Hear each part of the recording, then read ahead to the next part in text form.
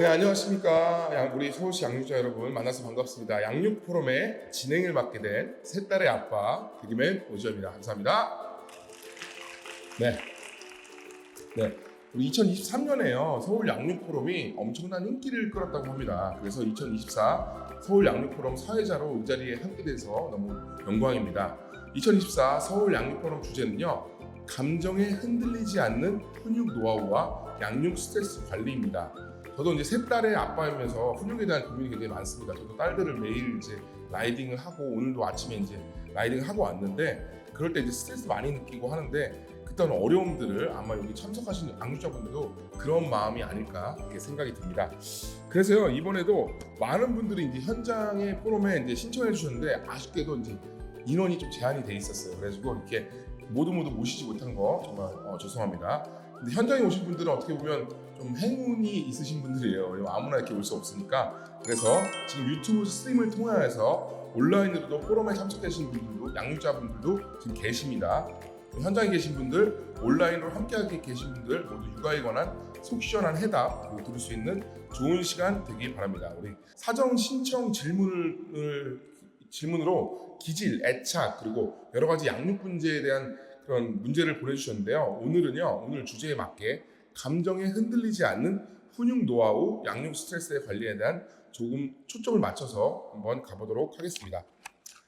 자, 그러면 이제 오늘 전문가를 소개를 해드려야죠. 원래 전문가분들도 얘기를 했는데 이렇게 보통 이제 한 분 전문가를 보통 모시는데 오늘 특별히 우리 두 분이나 한번 모셔보도록 하겠습니다. 오늘 작년에 이어서 올해도 정말 많은 양육자분들 이 포럼에 신청하고 오셨는데요. 대체 어떤 전문가들을 모셨길래 이렇게 많은 분들이 신청을 해왔는지 자, 이 두 분인데 정말 두 분 다 되게 정말 최고의 전문가입니다. 첫 번째는요, 우리 아주대학교 병원 정신건강의학과 조선미 교수님이십니다. 네, 다 아시는 것 같습니다. 네, 다 아시는 분이고요. 네, 서울 아산병원 소아청소년 정신건강의학과 김효원 교수님이십니다. 안녕하세요. 네, 그 자세한 이름은요 뒤에 PPT로 확인이 가능합니다. 조선미 교수님은 방송으로 그 김효원 교수님은요 육아 유튜브 채널에서 많이 뵌 적이 있죠, 여러분. 네, 많이 뵌 적이 있는 분이라 다시 한번 박수 한번 부탁드릴까요? 네, 감사합니다. 그럼 우리 같이 한번 인사를 한번 해볼까요? 우리 조선미 교수님께 어떤 마음으로 이렇게 자리에 있는지 한번 얘기해 주시죠. 예, 제가 한 꽤 오래전부터 여기 서울특별시 육아종합지원센터라는 긴 이름을 가진 여기 에서 하는 강의를 여러 번 와서 했었는데요. 제가 애를 키울 때는 이런 센터가 없었습니다. 그렇죠. 근데 보육기관의 어떤 교사들도 교육을 하고 그다음에 가정 양육도 지원을 하시더라고요. 이런 기회가 있다고 해서 왔습니다. 네, 좋습니다. 우리 다음에는 김효원 교수님도 올해 책도 내시고 병원 진료도 바쁘셨다고 해서 오늘 딱 12시 마치면 바로 또 병원으로 달려가셔야 된다는 얘기를 좀 들었는데 어떤 마음으로 자리하셨을까요? 네, 안녕하세요. 서울 양육 포럼에서 부모님들을 만날 수 있게 되어서 너무너무 기쁘고요. 사실 저도 이제 1시에 또 진료 보러 가야 되는데 진료실에서는 잠깐밖에 얘기를 못 하니까 어머님들께 드리고 싶은 말씀을 다 못 하는 경우가 되게 많거든요. 그래서 책도 쓰고 하고 싶었던 얘기들을 담아서 이렇게 내부에 글도 쓰고 이렇게 하는데 이게 현장에서 부모님들과 직접 소통할 수 있는 기회가 있으면 또 좋겠다는 생각을 하고 있던 차에 이렇게 불러주셔서 어머님들과 말씀 나누러 왔습니다. 반갑습니다. 네, 반갑습니다.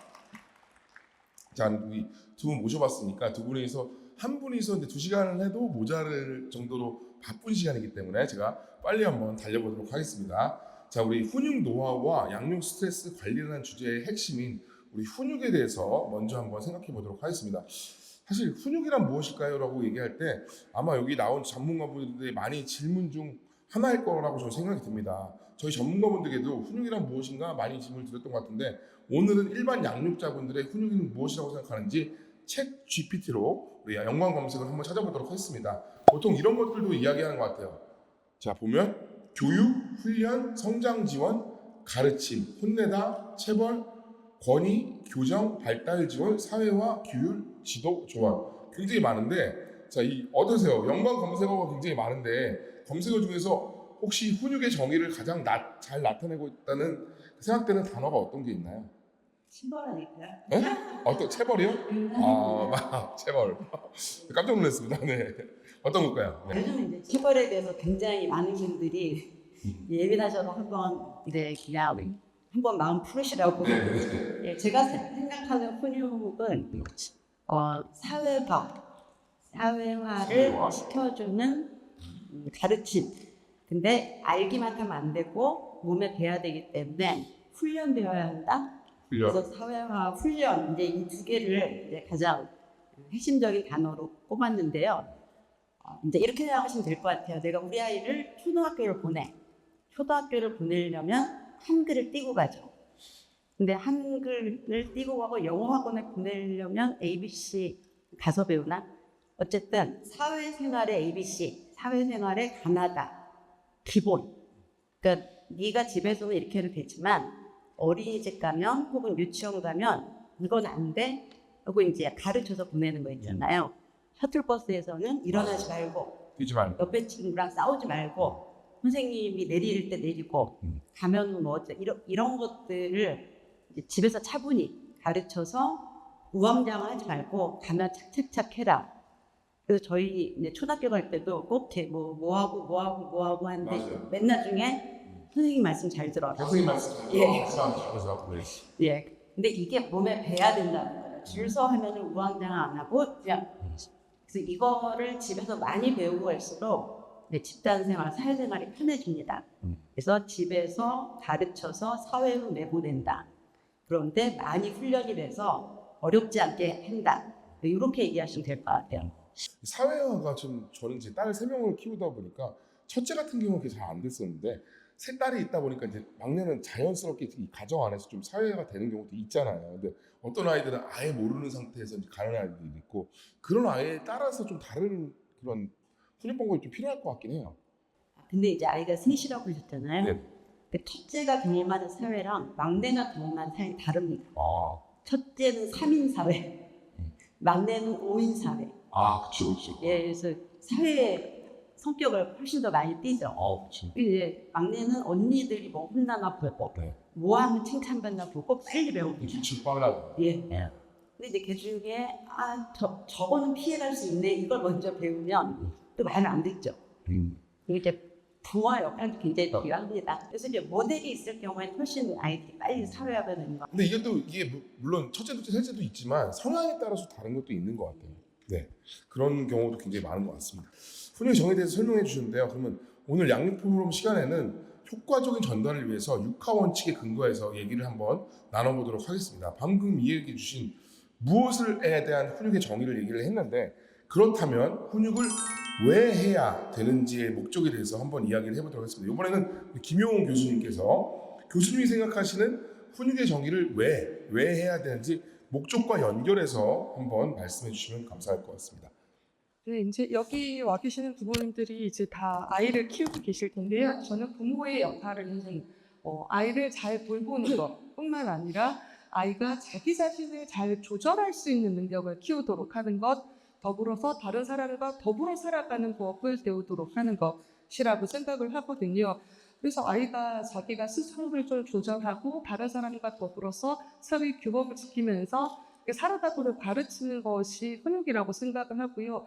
아이를 키우다 보면 우리가 아이들한테 이거는 해도 돼, 요거는 해서는 안 돼, 요거는 좋은 일이야, 이거는 나쁜 일이야, 요거는 다른 사람한테 피해를 주는 거야, 요거는 안 주는 거야, 이런 어떤 해도 되는 일과 해서는 안 되는 일의 경계를 지어주는 게 부모의 역할이라고 생각을 하고, 그런 것이 이제 훈육에 하는 일이고요. 우리가 살아가다 보면 이제 다른 사람의 마음을 이해하거나 내가 하는 행동이 다른 사람한테 어떤 영향을 미치는지를 알아야 되잖아요. 뭐 예를 들면 마트에서 장난감 앞에서 소리를 지르면 다른 사람들한테 피해를 줄 수가 있잖아요. 누군이 꼬집거나 친구를 때리면 친구가 속상하고 아프고 옆에 있는 친구들도 싫을 수 있잖아요. 이제 그런 다른 사람이 느낄 수 있는 마음을 알 수 있도록 가르치는 것도 역시 훈육의 역할이라고 생각을 합니다. 그렇군요. 우리 훈육의 정의 그리고 왜 이렇게 해야 되는지 좀 얘기를 들어봤습니다. 그러면 이번에는요 어떻게에 대한 우리 사례별 답변을 한번 해볼게요. 이제 훈육의 정의하고 목적을 이제 알았으니까 제일 중요한 거 정말 어떻게 해야 되나? 이거 훈육을 어떻게 해야 되나? 오늘 참여자분들도 어떻게 해야 되는 질문 때문에 어쩌면 이곳에 모인 것 같습니다. 그럼 사전 질문 한번 살펴보도록 하겠습니다. 만 3세 여아입니다.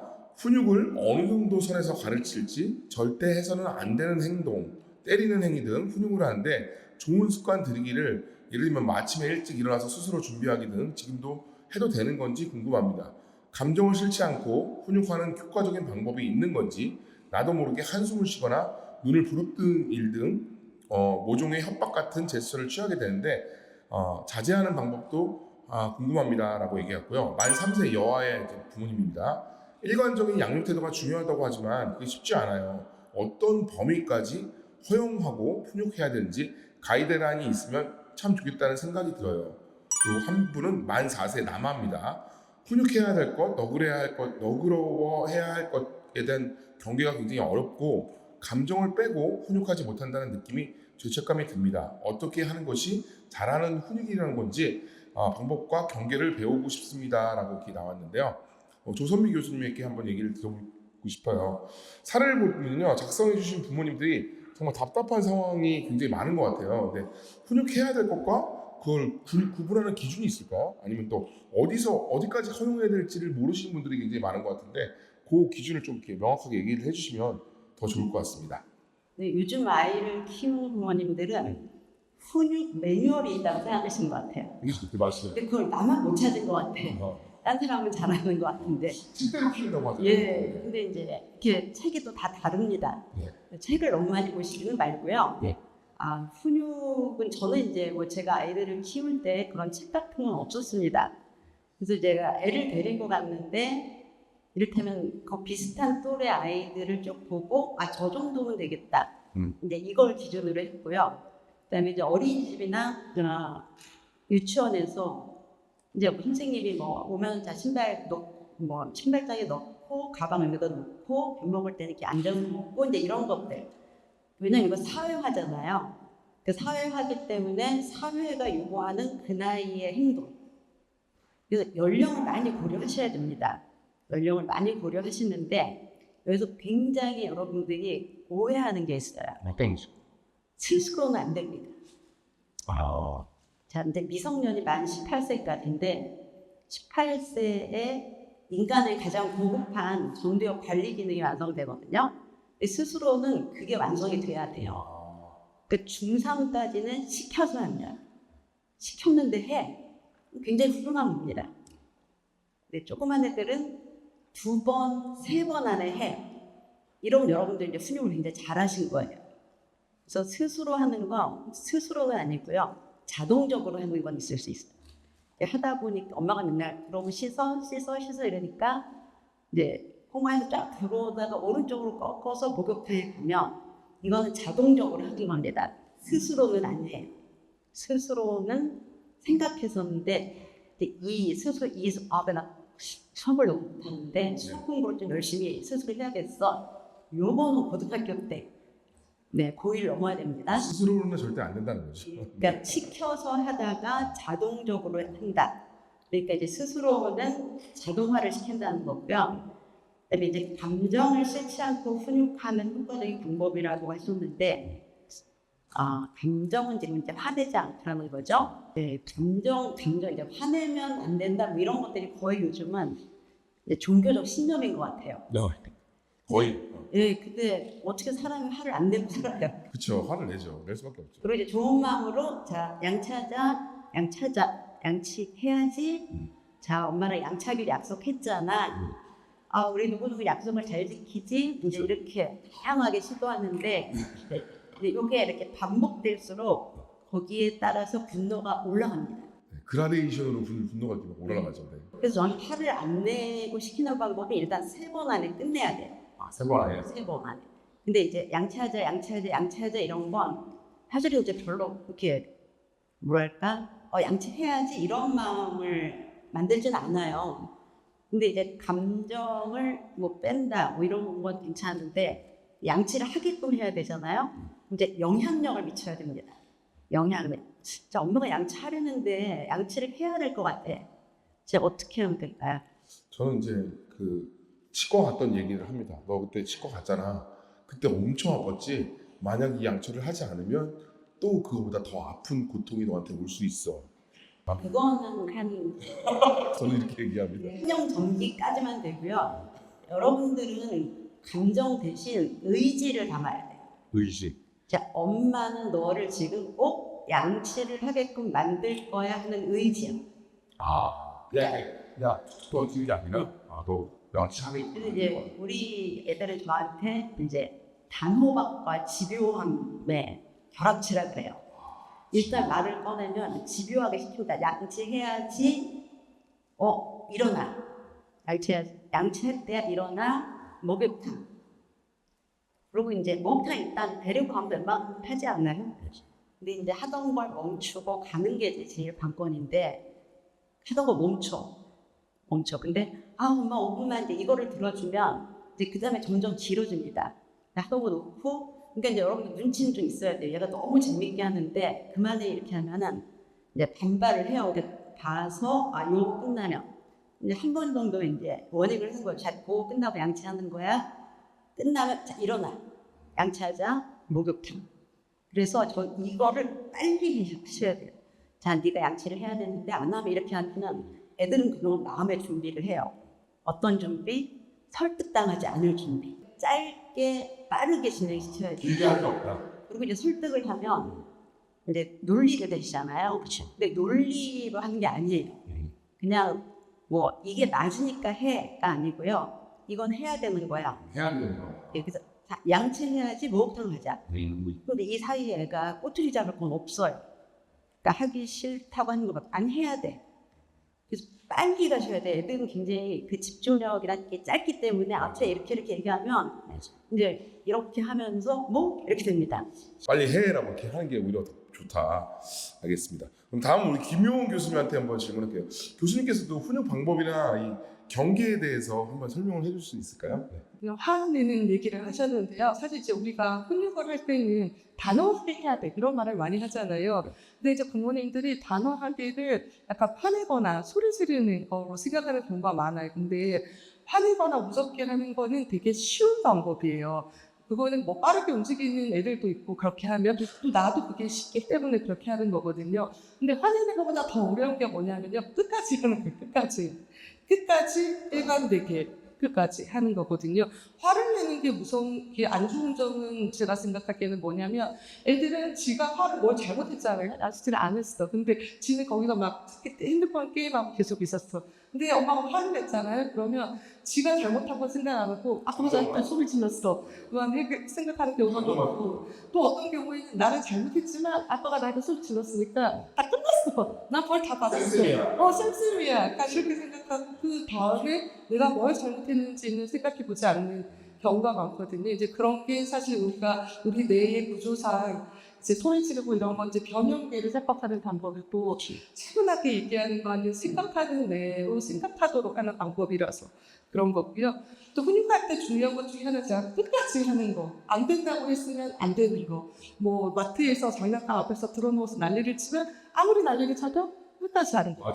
이게 되게 어려워요. 그게 어려워요. 왜냐하면 쪽팔리기도 하고 다른 사람들이 쳐다보니까 또 애들은 한 번 들어주면 더 많이 난리를 치거든요. 그냥 우리 아빠는 난리를 좀 치면 학교 안 난리치면 원래 걸어가야 되는데 터치면 그럼 이제 더 난리를 쳐. 더 짜증을 부려.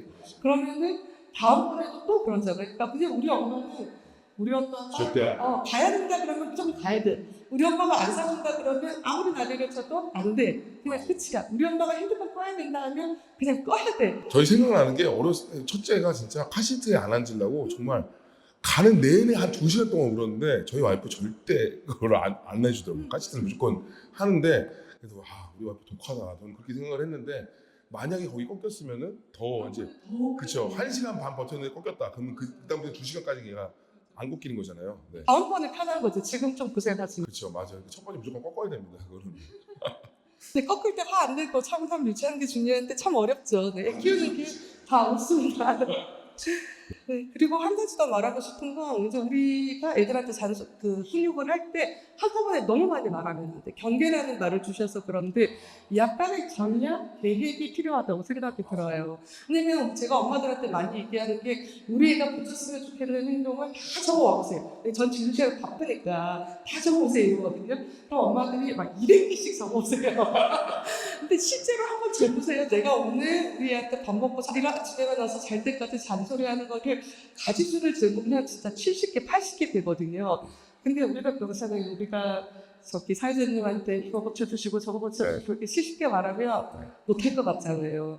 근데 저 2개만 얘기도 못해요. 한 가지 요것만 해주세요. 그러면 좀 해줄 것 같은 마음이 들잖아요. 그래서 제가 말하고 싶은 건 좀 우선순위가 있는 행동은 집중적으로 많이 말하고 좀 우선순위가 적은 행동은 조금 넘어가지고 근데 또 우선순위가 이런 행동이 많이 몸에 배면 그 다음에 자연스럽게 되거든요. 이렇게 여러분들 사춘기 되면 아들들이 샤워를 안 하잖아요. 저희 아들이 중1 때 샤워를 그렇게 안 하는 거예요. 얘가 몇 시에 오든 집에 오면 제가 무조건 끌고 가서 시켰어요.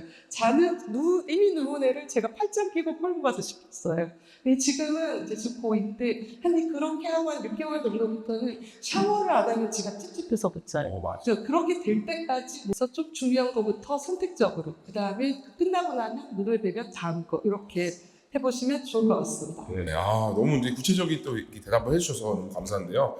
그럼 이 어떻게 해야 되는 부분을 조금 더 상황을 구체적으로 궁금하신 분들이 계셔가지고 우리 사례 소개 한번 하도록 하겠습니다.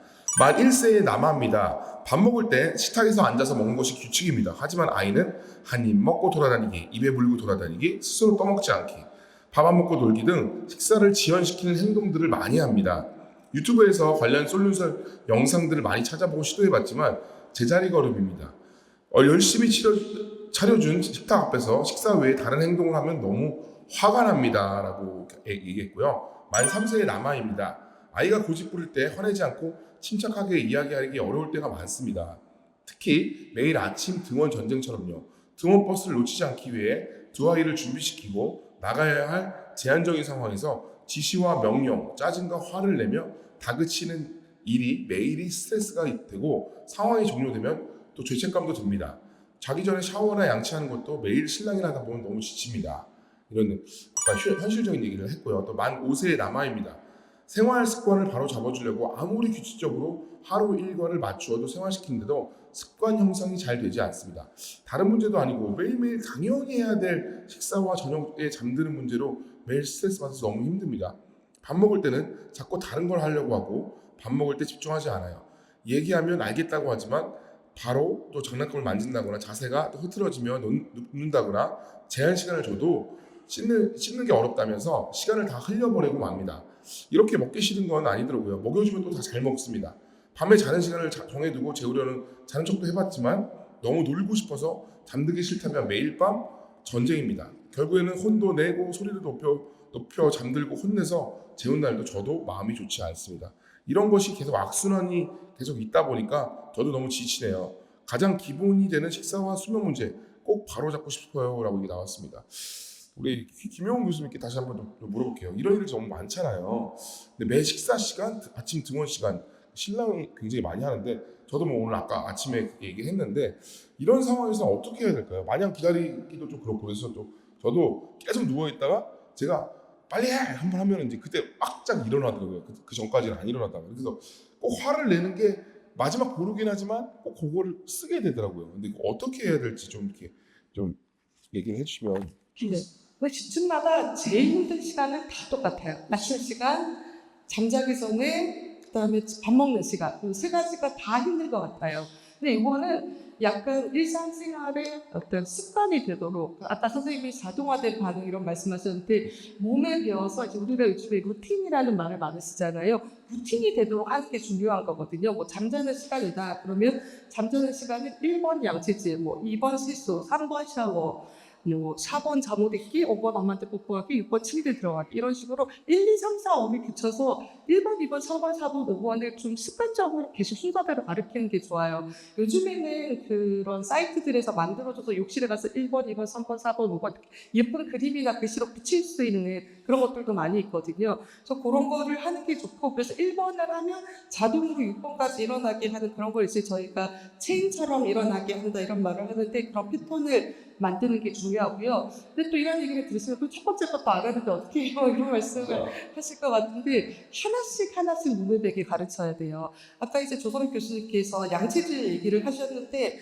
양치질 같은 거를 가르칠 때도요, 이게 아까 말씀하셨잖아요. 우리가 엄마 입에서 양치질 해라는 말이 나오면 양치질을 해야 돼요. 근데 양치질 해라는 말이 나오면 양치질을 하게 하는 여러 가지 촉법들이 있어요. 뭐 예를 들면 양치질에 제일 중요한 건, 양치질에 이렇게 막 할 때 제가 엄마는 설거지 할 때 양치질해 이렇게 하면 안 하죠. 그렇지. 가서 얼굴 눈을 딱 마주치고 내가 거기 가서 양치질해 이렇게 말을 해야 돼요. 근데 말은 보통 2번 정도까지 양치질해, 누구의 양치하자 이렇게 하라고 그래요. 그래도 안 하잖아요. 그냥 이제 조금 더 구체적으로, 자 목욕탕에 가서 양치질 하자 이렇게 한 번 더 말을 하는 거예요. 그래도 안 가면 그 다음에 어떻게 손을 잡고 목욕탕에 데려가야 돼요. 데려가도 안 오면 그 다음에 치약을 칫솔에 짜서 줘야 돼요.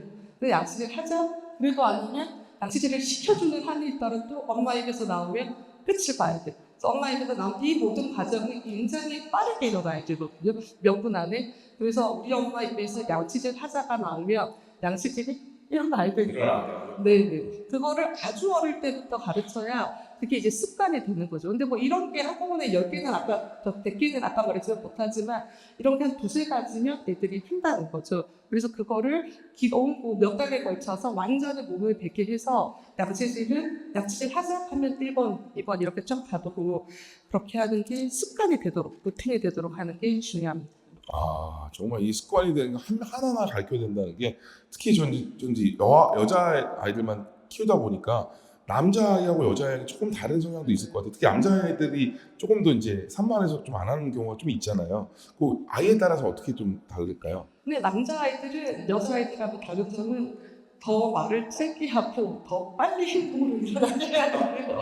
한꺼번에 말을 많이 하지 말고, 그렇지만 단호하게. 그치? 아까 제가 우리 아들에게 샤워를 가르칠 때 중학교 2학년인데 진짜 제가 공부 얘기도 별로 안 하고 정말 샤워를 끝까지 엄마가 말하면 이게 1시간, 2시간 할짝 피면 시켰거든요.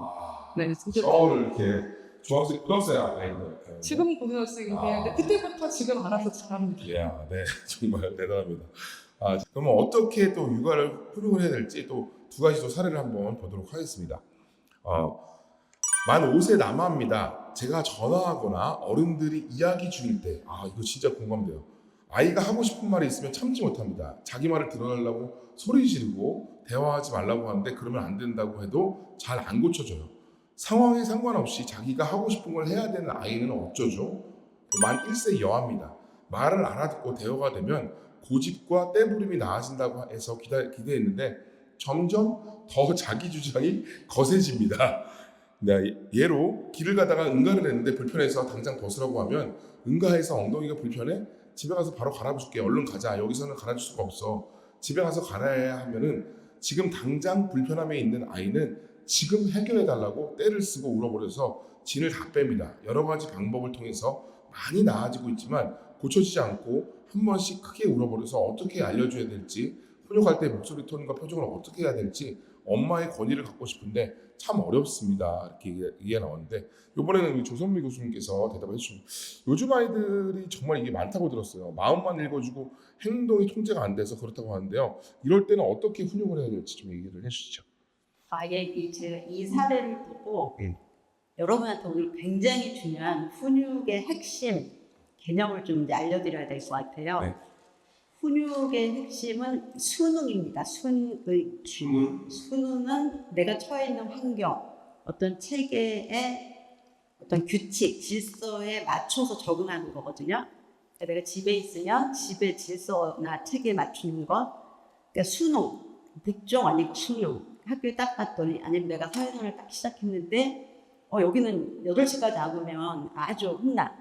이제 더 조심해서 가고, 그러니까 주어진 환경의 그 시스템을 이용해서 수능하는데 지금 이제 엄마가 그래서 엄마가 전화할 때는 너가 끼어들지 마. 근데 이렇게 말을 할 수 있죠.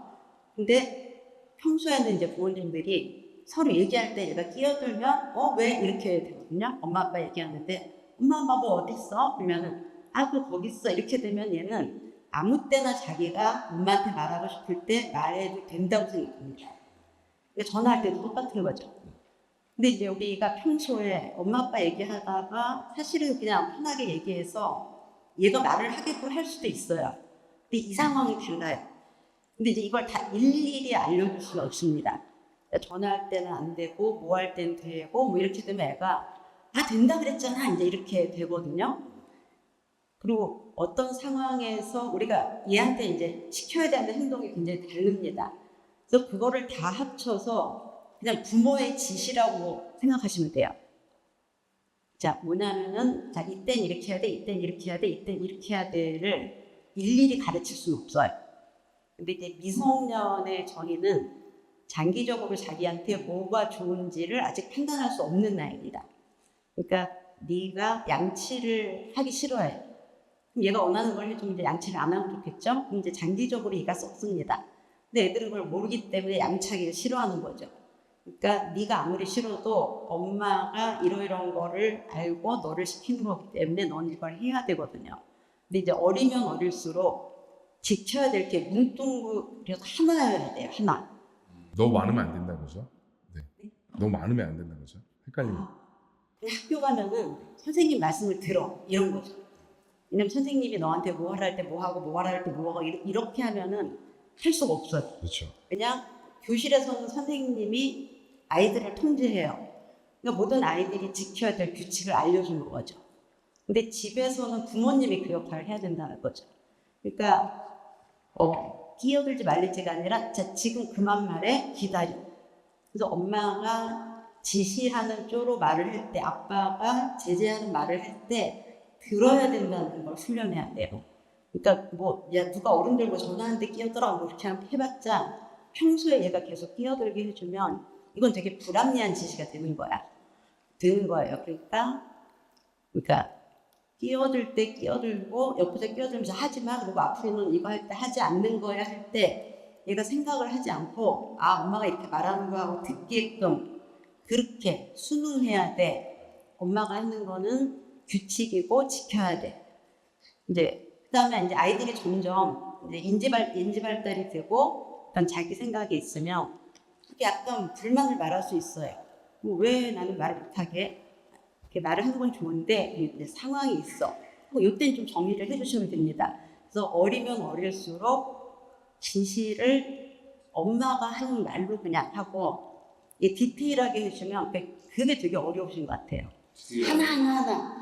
그리고 얘가 그 말을 이해하면 그걸 할 수 있다고 착각하세요. 여러분도 다이어트를 하는 방법은 다 알고 있어요. 그렇죠. 다 알고 있죠. 말과 행동은 하늘과 땅 차이입니다. 맞습니다. 자동화는 말이 필요 없는 거예요. 안 먹으면 되죠. 네. 네. 그리고 저는 그냥 아이들 키울 때 제 눈빛을 보면 애들이 이렇게 주춤해요.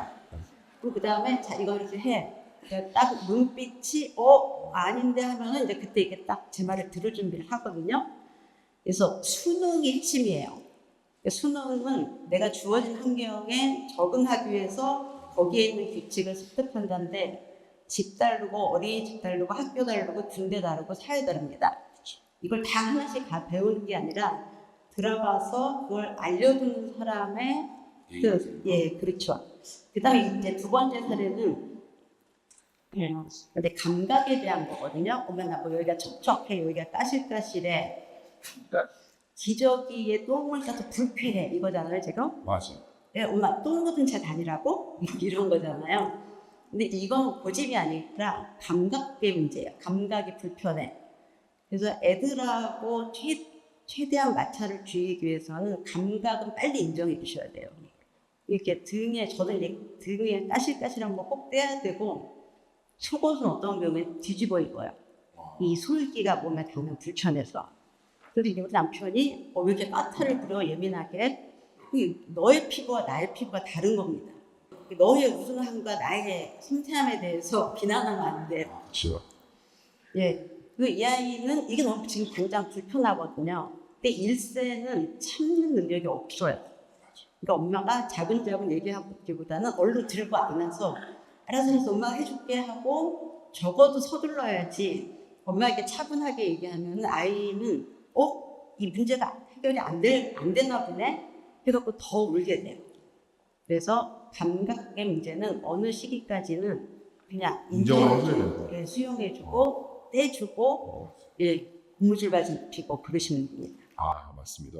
다음은요, 우리 훈육의 방법에 관한 얘기를 나니까 언제도 되게 중요한 것 같습니다. 언제 효과적인 훈육할 때 그 타이밍, 그리고 훈육의 적기, 나이, 너무 어린 연령을 훈육하게 되면 안 된다고 하거나 아니면 때로는 어린 나이 반응에 일일이 대응하지 말고 의도된 무시를 하라는 말도 들어본 적이 있습니다. 요즘에 뭐 이렇게 육아 프로그램 보면 그런 게 굉장히 많아요. 근데 또 계속 물게 두자니 울음 때만 길어지는 것 같기도 하고, 사실 사례에 따라 다 다른데요. 사례 두 가지를 한번 이야기해 보도록 하겠습니다. 만 0세의 남아입니다. 돌 아기가 고집을 부릴 때가 많은데 아기 뜻대로 양육자가 양보해야 했다는 것이 옳은 건지 아니면 거절을 관철시킨 것이 옳은 건지 판단하기가 어려울 때가 많습니다.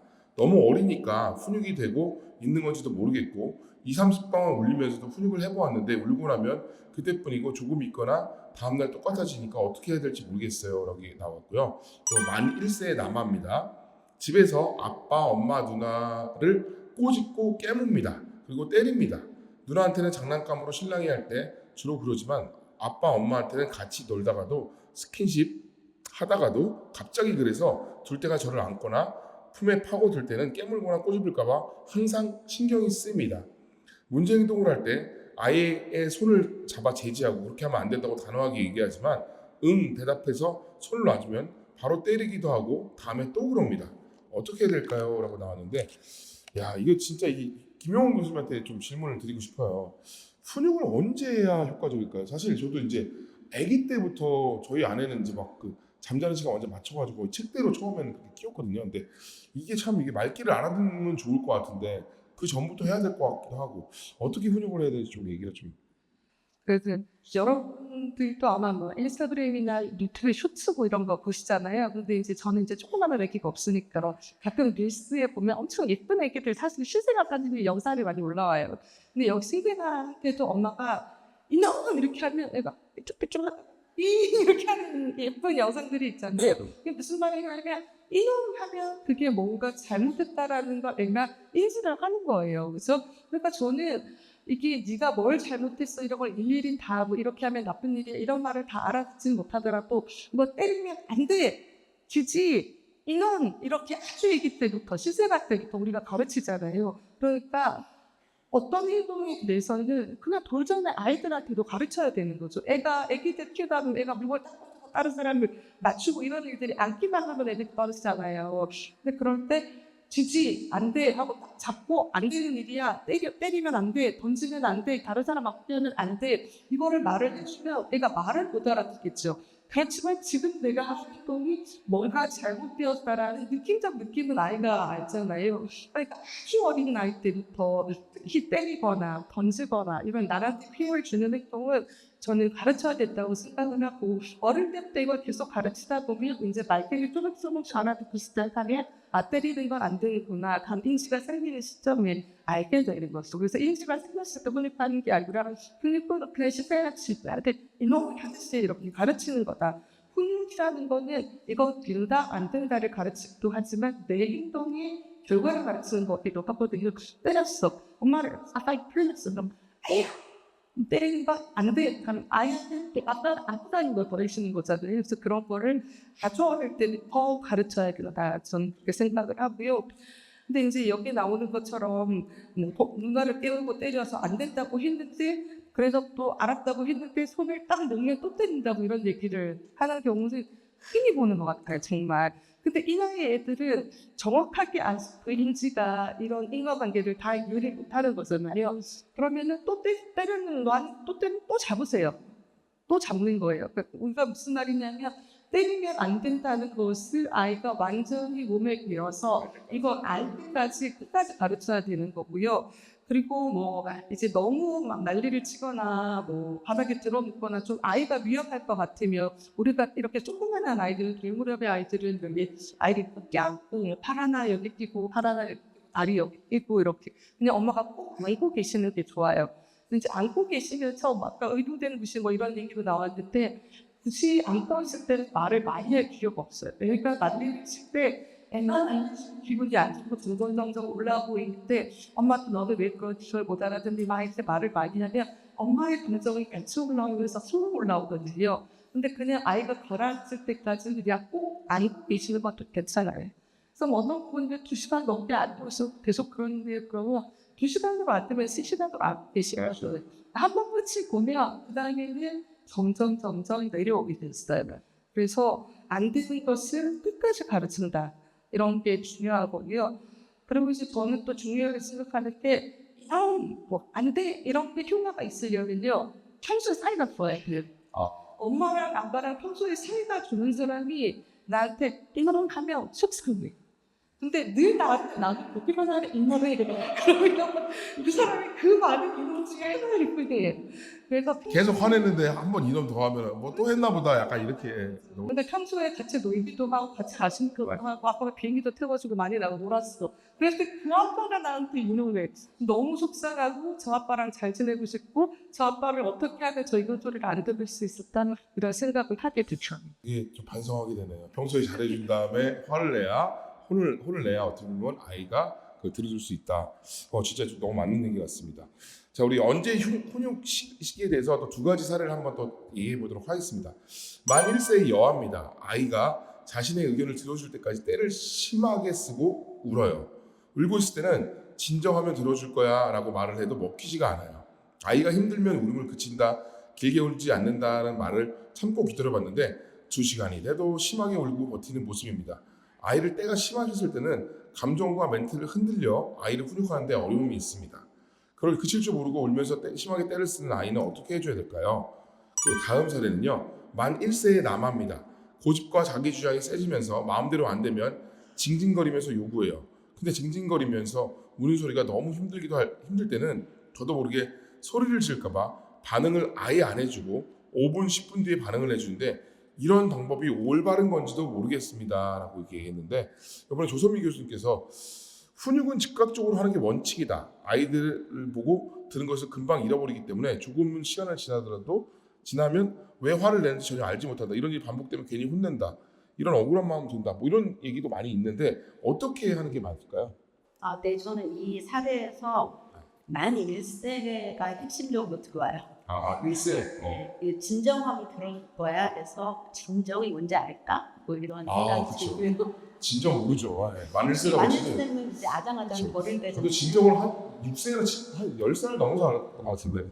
부부 싸움할 때 우리 서로 진정 안 하잖아요. 그렇죠. 진정하면 들어줄 거야. 저희 와이프가 저한테 많이 얘기하는 거예요. 진정하면 들어줄 거야. 그래서 그럼 들어줘. 근데 진정은 잘 안 되는 게, 그러니까 때를 쓰거나 화가 났을 때는 신체 상태가 이게 쫙 각성이 되거든요. 근데 이게 제자리로 가려면 시간이 걸려요. 근데 이렇게 시간이 걸려서 이렇게 진정을 하려고 할 때 엄마가 물어봐요. 다 울었어? 다시 올라갑니다. 그 말 한마디가 기폭제가 돼서 또 이렇게 다시. 할 말 다 했어? 아니 다 안 했거든 하면서 이제 또 다시 화를 끌어올리죠. 근데 눈으로 봤을 때 얘가 충분히 내려가서 지쳐서 이렇게 약간 봤을 때 확 다시 이제 얼굴에 빛이 안 날 때까지인데 1세들은 이제 1세들한테 쓸 수 있는 이거 오래 못 쓰는 방법이 주의 전환이야. 아이가 엄마 저거 할 때 얼른 돌려서 우리 이거 할까? 대부분 됩니다. 아주 빠르게. 이제 이 아이들은 빨리 돌아가는 자극에 민감하거든요. 근데 평소에 예를 들면 얘가 무슨 레고 블록을 좋아했다. 근데 이제 저거를 얘기하면은 저거 잠깐만 우리 이거 할까? 한 2년은 가더라고요.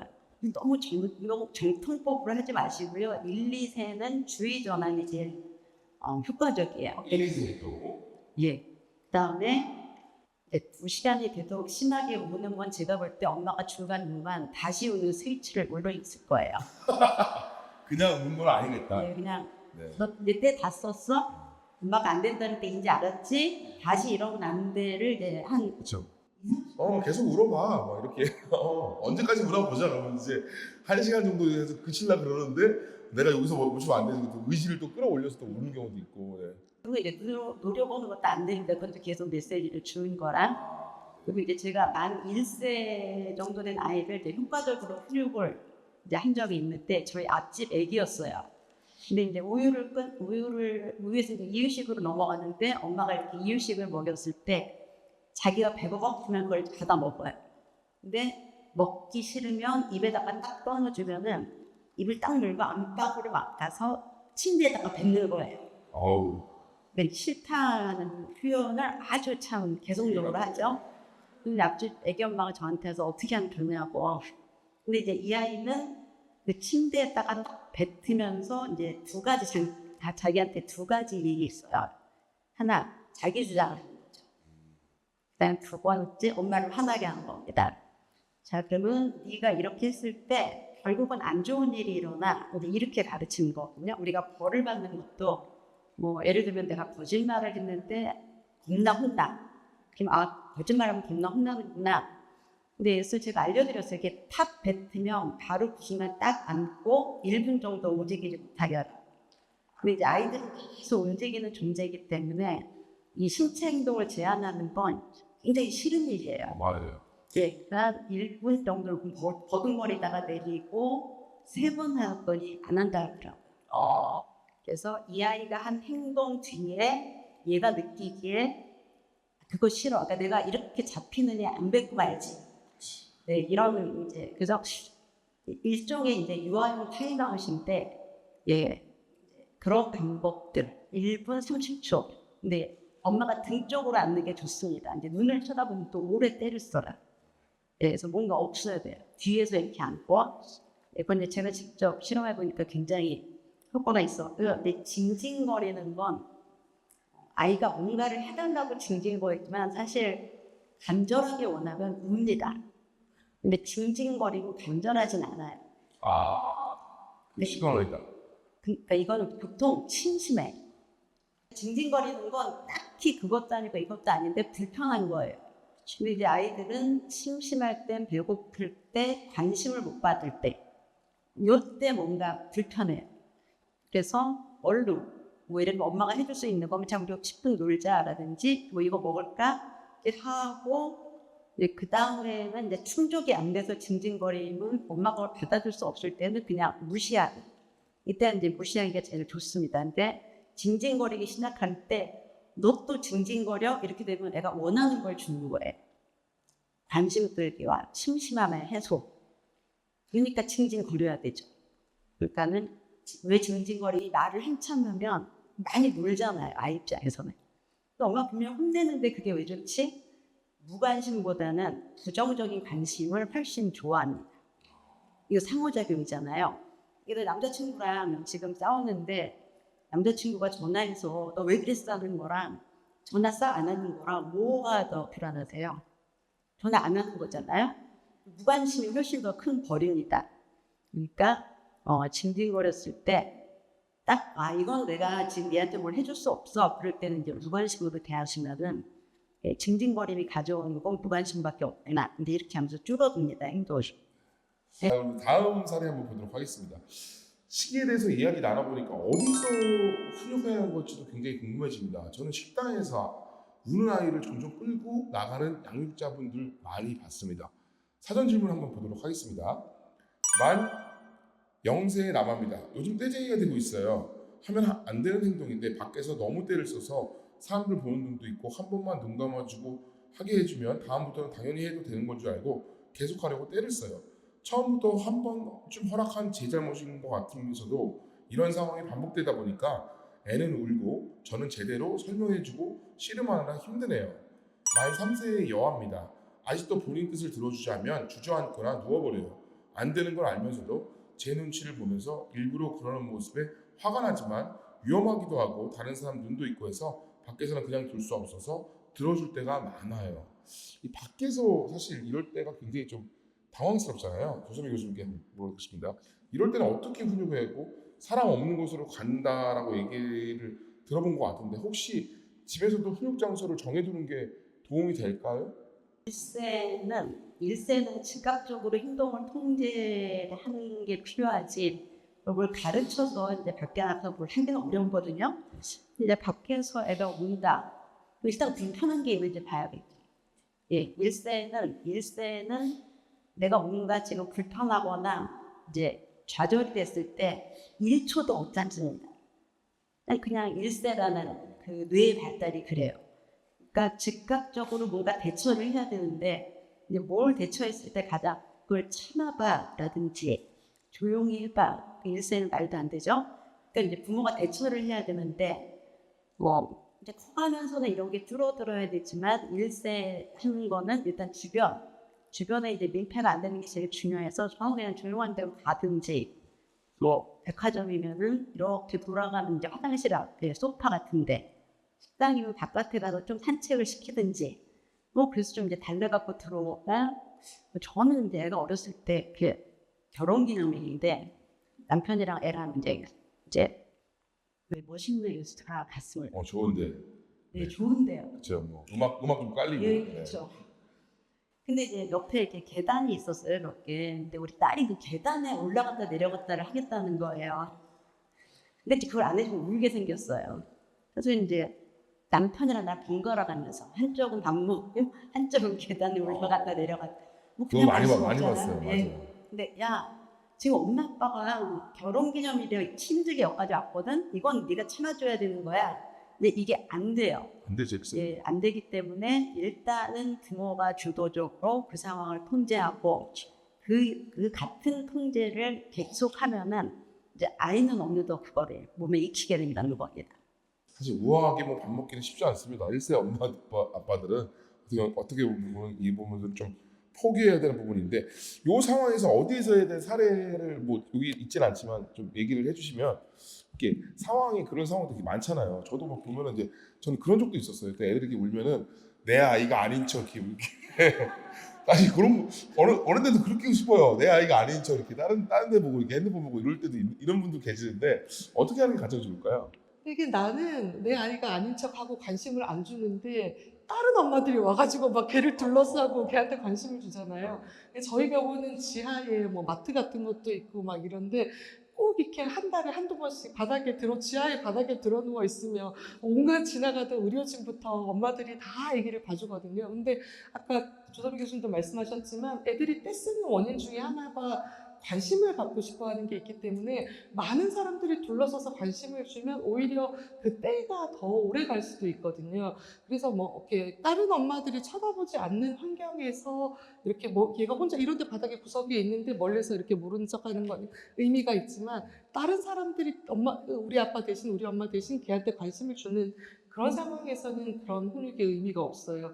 그래서 사실 백화점이나 다른 데서는 저는 재빠르게 재빠르게 안아서 차로 데리고 가라고. 왜냐면 차로 가면 다른 사람들의 관심을 못 받잖아요. 걔가 조금 울거나 소리를 질러도 되고, 그래서 차에서 좀 그런 잘못한 거 얘기하고 또 아이가 스스로 진정할 수 있게 좀 무시하는 시간도 가지고 스스로 조절하는 시간도 가지고 그렇게 하라고 말씀드립니다. 네, 너무 잘 들었습니다. 얘기 들었는데 오늘 뭐 시간이 좀 있어서 우리 현장 질문을 한번 받도록 하겠습니다. 현장 질문이 언제 어디서 어떻게 대한 훈육 궁금증이 아직 해결되지 않았다면 한번 현장 질문 받으시죠. 너무 많으십니다. 여기 마이크 좀 주실래요? 현장 질문. 안녕하세요. 교수님 두 분 말씀 너무 잘 들었는데요. 아까 그 감각이 불편한 것에 대해서 바로바로 좀 도와주는 것이 좋다고 바로 딸이 인정하라고 말씀을 해주셨는데 저는 지금 만 3세, 만 5세 딸 둘 키우고 있는데요. 두 아이의 감각이 모두 예민한 편이에요. 근데 감각이라고 하면 이제 시각, 청각, 후각, 촉각, 미각까지 포함이 되잖아요. 근데 제가 뭐 소리에 민감한 것도 제가 잘 케어를 해주고 있고 빛에 민감한 것도 아마 겉에서 해주고 최대한 많은 것들을 해주는데 이제 마지막으로 남은 게 미각이에요.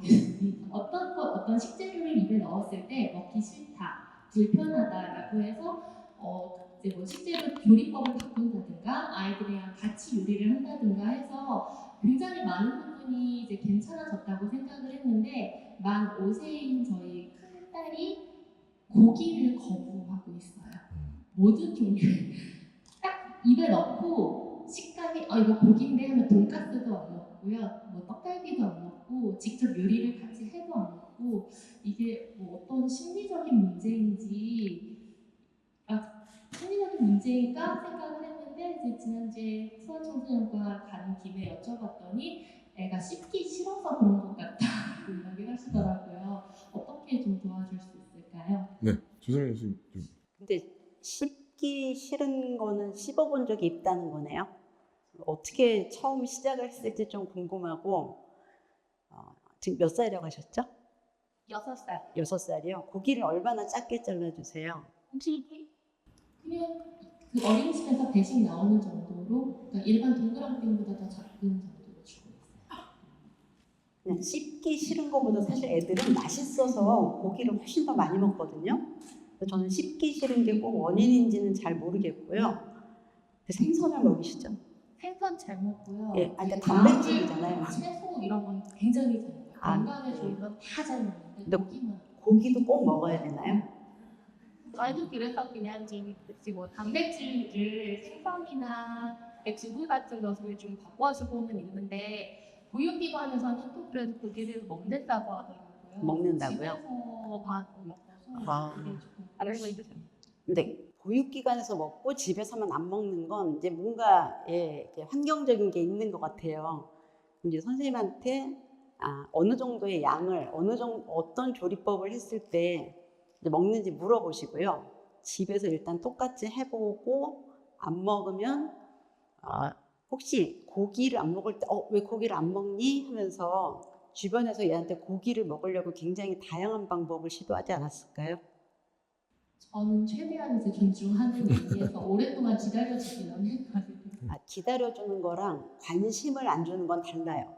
그러니까 먹거나 말거나 그래 안 먹어? 그럼 엄마 먹을게. 근데 이런 거랑 고기가 싫으니 고기를 엄마가 어떻게 좀 먹을래? 이건 관심입니다.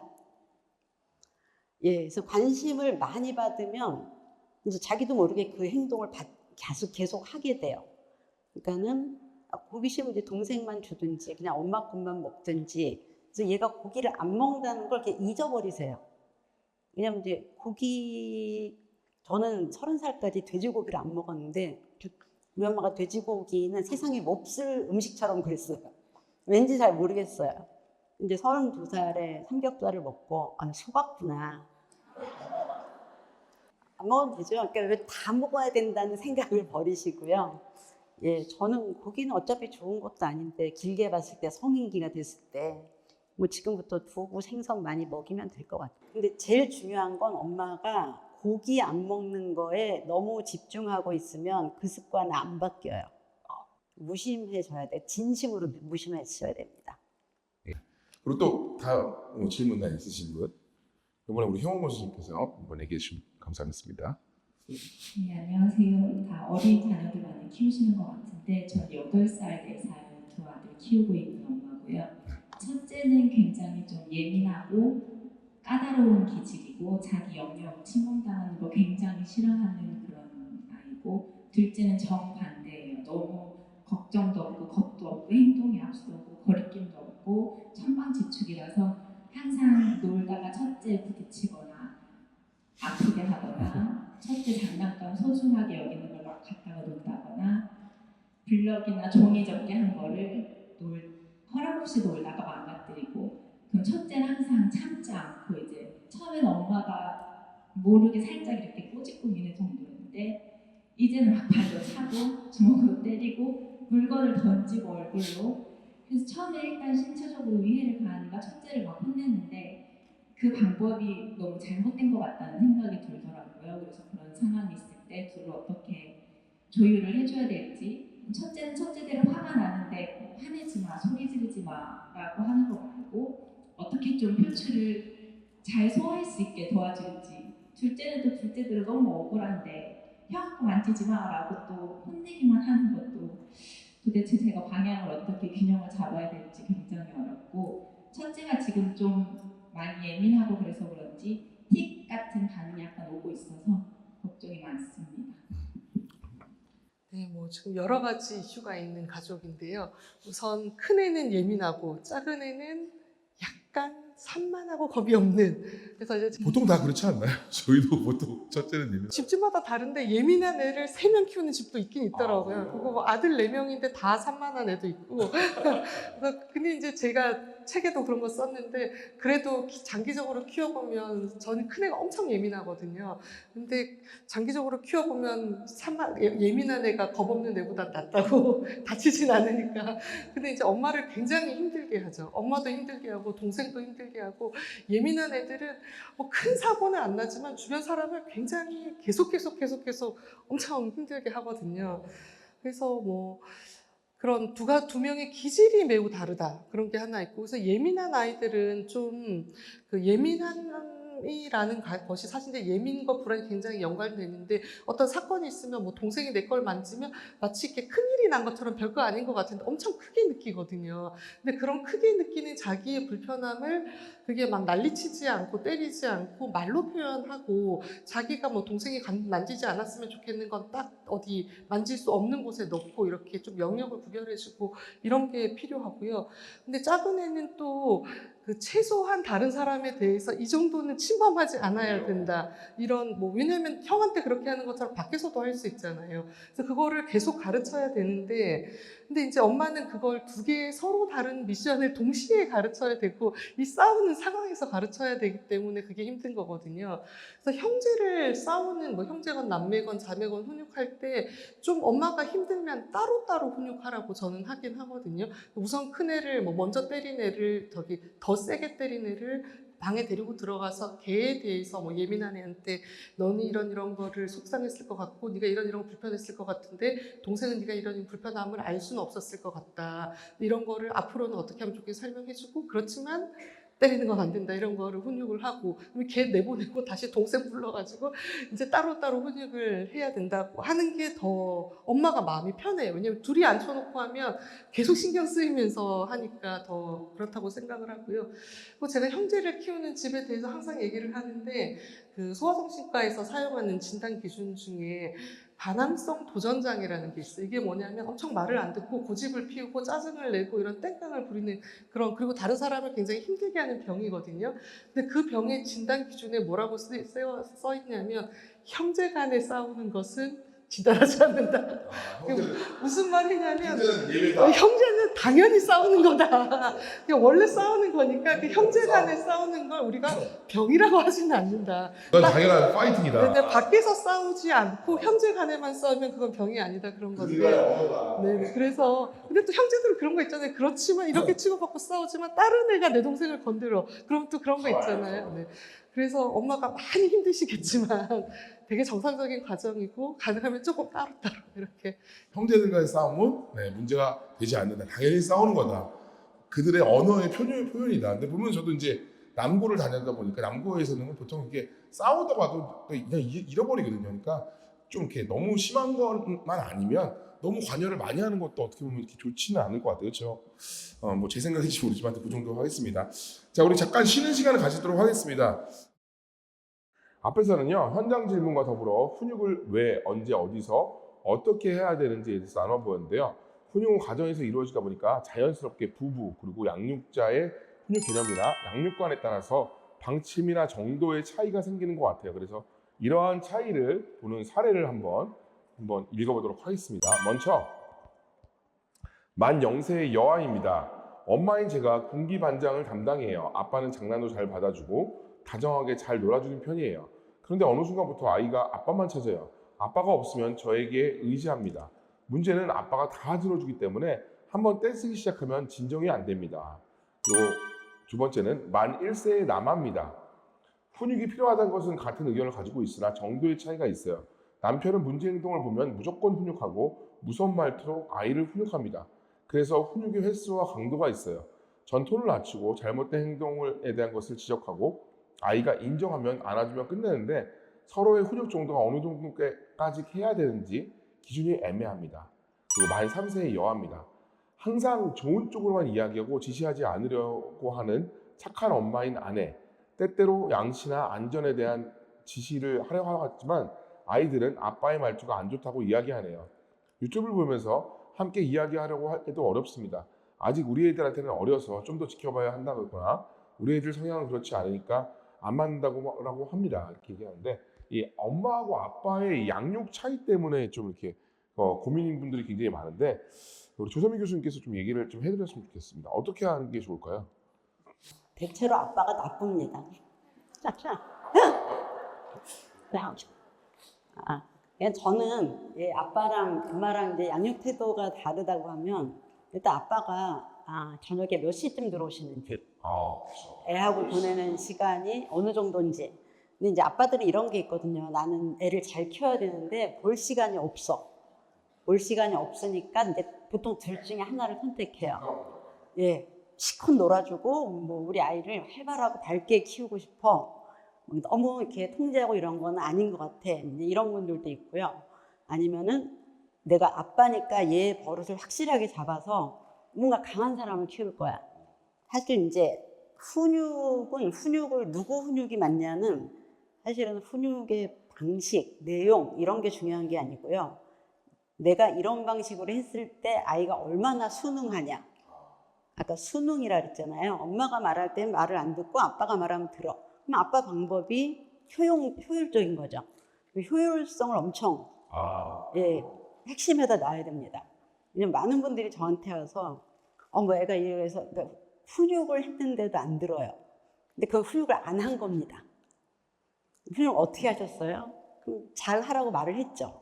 그럼 어머니는 잘 하라고 말을 한 거고요. 훈육은 안 된 거예요. 근데 이제 전달이 돼서 행동이 바뀌어야 되거든요. 근데 지금 이제 한편으로 기울어진 경우는 그 엄마나 아빠의 성향도 있고요. 이런 것도 되게 많아요. 그러니까 아빠가 보기에 엄마가 애를 너무 잡아.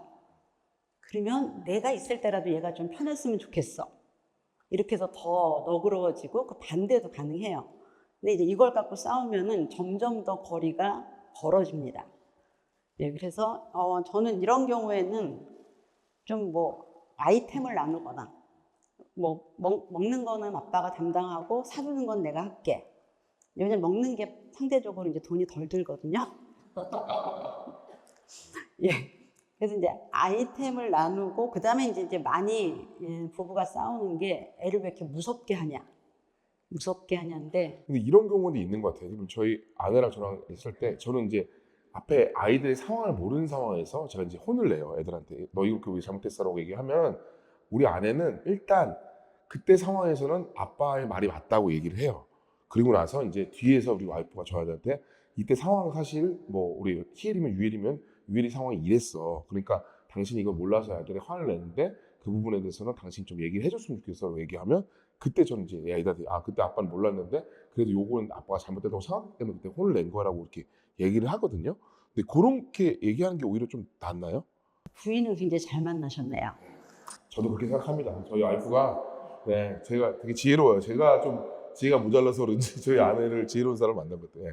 저는 이제 제가 이거 이제 전문가잖아요. 남편이 그러니까 진짜 사람 감정을 모르더라고요. 몰라요. 이게 사람 감정을 지금 와이프 감정도 모르는데 애들 감정까지 알겠습니까? 그래서 그냥 여보 당신은 지금 되게 운이 좋은데 전문가를 만났어. 전문가를 만났어. 애들은 걱정하지 마. 맞아. 애들은 다 내가 알아서 할게. 나중에 봤을 때 잘 키웠는데 이렇게 할 테니까 관여하지 마. 이제 그래서 어렸을 때는 이제 그래도 막 이렇게 눈을 부라리면서 달려오던데 그걸 제가 최대한 이제 차단을 했는데 일단 이건 것 같아요. 무섭게 한다, 안 무섭게 한다. 근데 싸우지 마시고 뭐가 더 효과적인지 본다. 효과적인 방법을 쓰시면 되죠. 근데 이제 애가 울 수도 있고 뭐 그래요. 근데 저도 어렸을 때 남편이 애한테 화내면 굉장히 막 가슴이 쓰리고 그랬는데 조금 크고 이제 훈육할 게 많으니까 이제 저도 애를 울리더라고요. 근데 이제 서로 상대가 울리면 뭔가 훨씬 더 나쁘다는 생각이 드는데 그냥 두 분이 효율성에 근거해서 이렇게 좀 맞춰 나가면 좋을 것 같고요. 이제 효율성은 누가 어떤 방법을 했을 때 얘가 제일 빨리 순응하냐. 그래서 끝을 보세요. 끝을 보시고 합의를 하시고요. 아이템을 나누는 것도 방법이고 예, 두 분의 관계를 호전시키는 것도 굉장히 중요합니다. 이렇게 남편한테 화낼 거 애한테 화내고 뭐 이런 경우 있거든요. 자, 그래서 사이가 좋아야 기꺼이 예, 협의를 하거든요. 예, 이런 점들이 중요한 것 같아요. 저희는 항상 둘이 같이 그 남편하고 아내하고 같은 편인 것 같아요. 그러니까 우리가 잘못될지라도 너희들 편은 아니고 우리가 먼저라는 걸 항상 알려주는데 우리 교수님께서 어떻게 하시는 게 좋을 것 같아요? 지금 말씀하신 그 말씀이 되게 전 부모님들한테 많이 하는 말인데요. 애들은 엄마나 아빠가 네 편인 것보다 엄마랑 아빠랑 자기들 둘이 한 편인 거를 더 편하게 생각한다. 뭐 그런 얘기를 하기도 하고요. 제가 이제 병원에서 저희 병원 직원이 10,000명이에요. 그래서 제가 작년부터 병원 직원들 자녀들을 대상으로 육아서 읽기 모임을 해요. 그래서 이제 4번을 계속 만나는 건데 책을 읽고 만나고 책을 읽고 만나는 건데 한 번은 이제 어느 분이 그런 말씀을 하시는 거예요. 책을 읽고 나서 계속 저를 여러 번 만나고 공부를 하니까 애를 이렇게 키워야 된다고 나는 생각을 하는데 남편은 그게 계속 틀렸다 그러고 그렇게 해서 애가 버릇이 들겠냐 그러고 막 이런다는 거예요. 그래가지고 엄청 싸웠대요, 대판. 근데 이제 대판 싸우고 나서 이렇게 앉아서 차분히 생각을 해보니 나는 내가 공부하고 있으니까 내가 하는 게 다 옳다고 생각하고 남편은 못하고 뭐 잘 모르고 이렇게 약간 무시하는 마음으로 내가 대하고 있었다는 거예요. 그래서 여러분들이 애들 육아서 읽을 때 이렇게 말씀하시고 이렇게 감정을 읽어주시고 막 이런 얘기들 책에 나오잖아요. 근데 그것처럼 이제 그분이 그것처럼 남편한테 해봤다는 거예요. 애한테 하듯이 당신이 이래서 속상했겠다.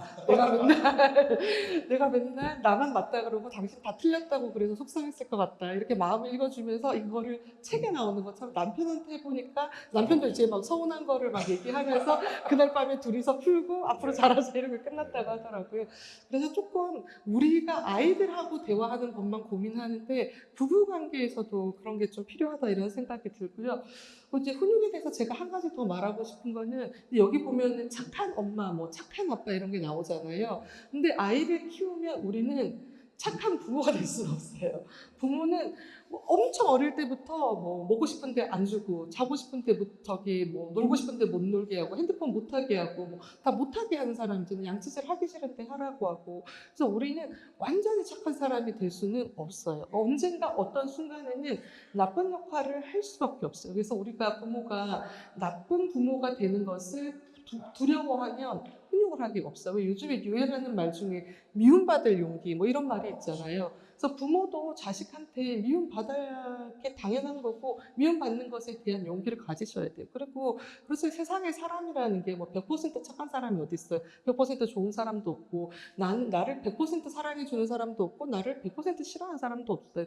근데 그런 모든 것들이 다 부모가 나를 사랑하기도 하지만 또 부모가 나를 가르치기도 하고 부모가 나를 혼내기도 하고 지적을 하기도 하는 그런 것을 아이가 다 경험하는 게 세상의 모든 관계라는 게 연애를 해도 그렇고 친구를 만나도 그렇고 선생님도 그렇잖아요.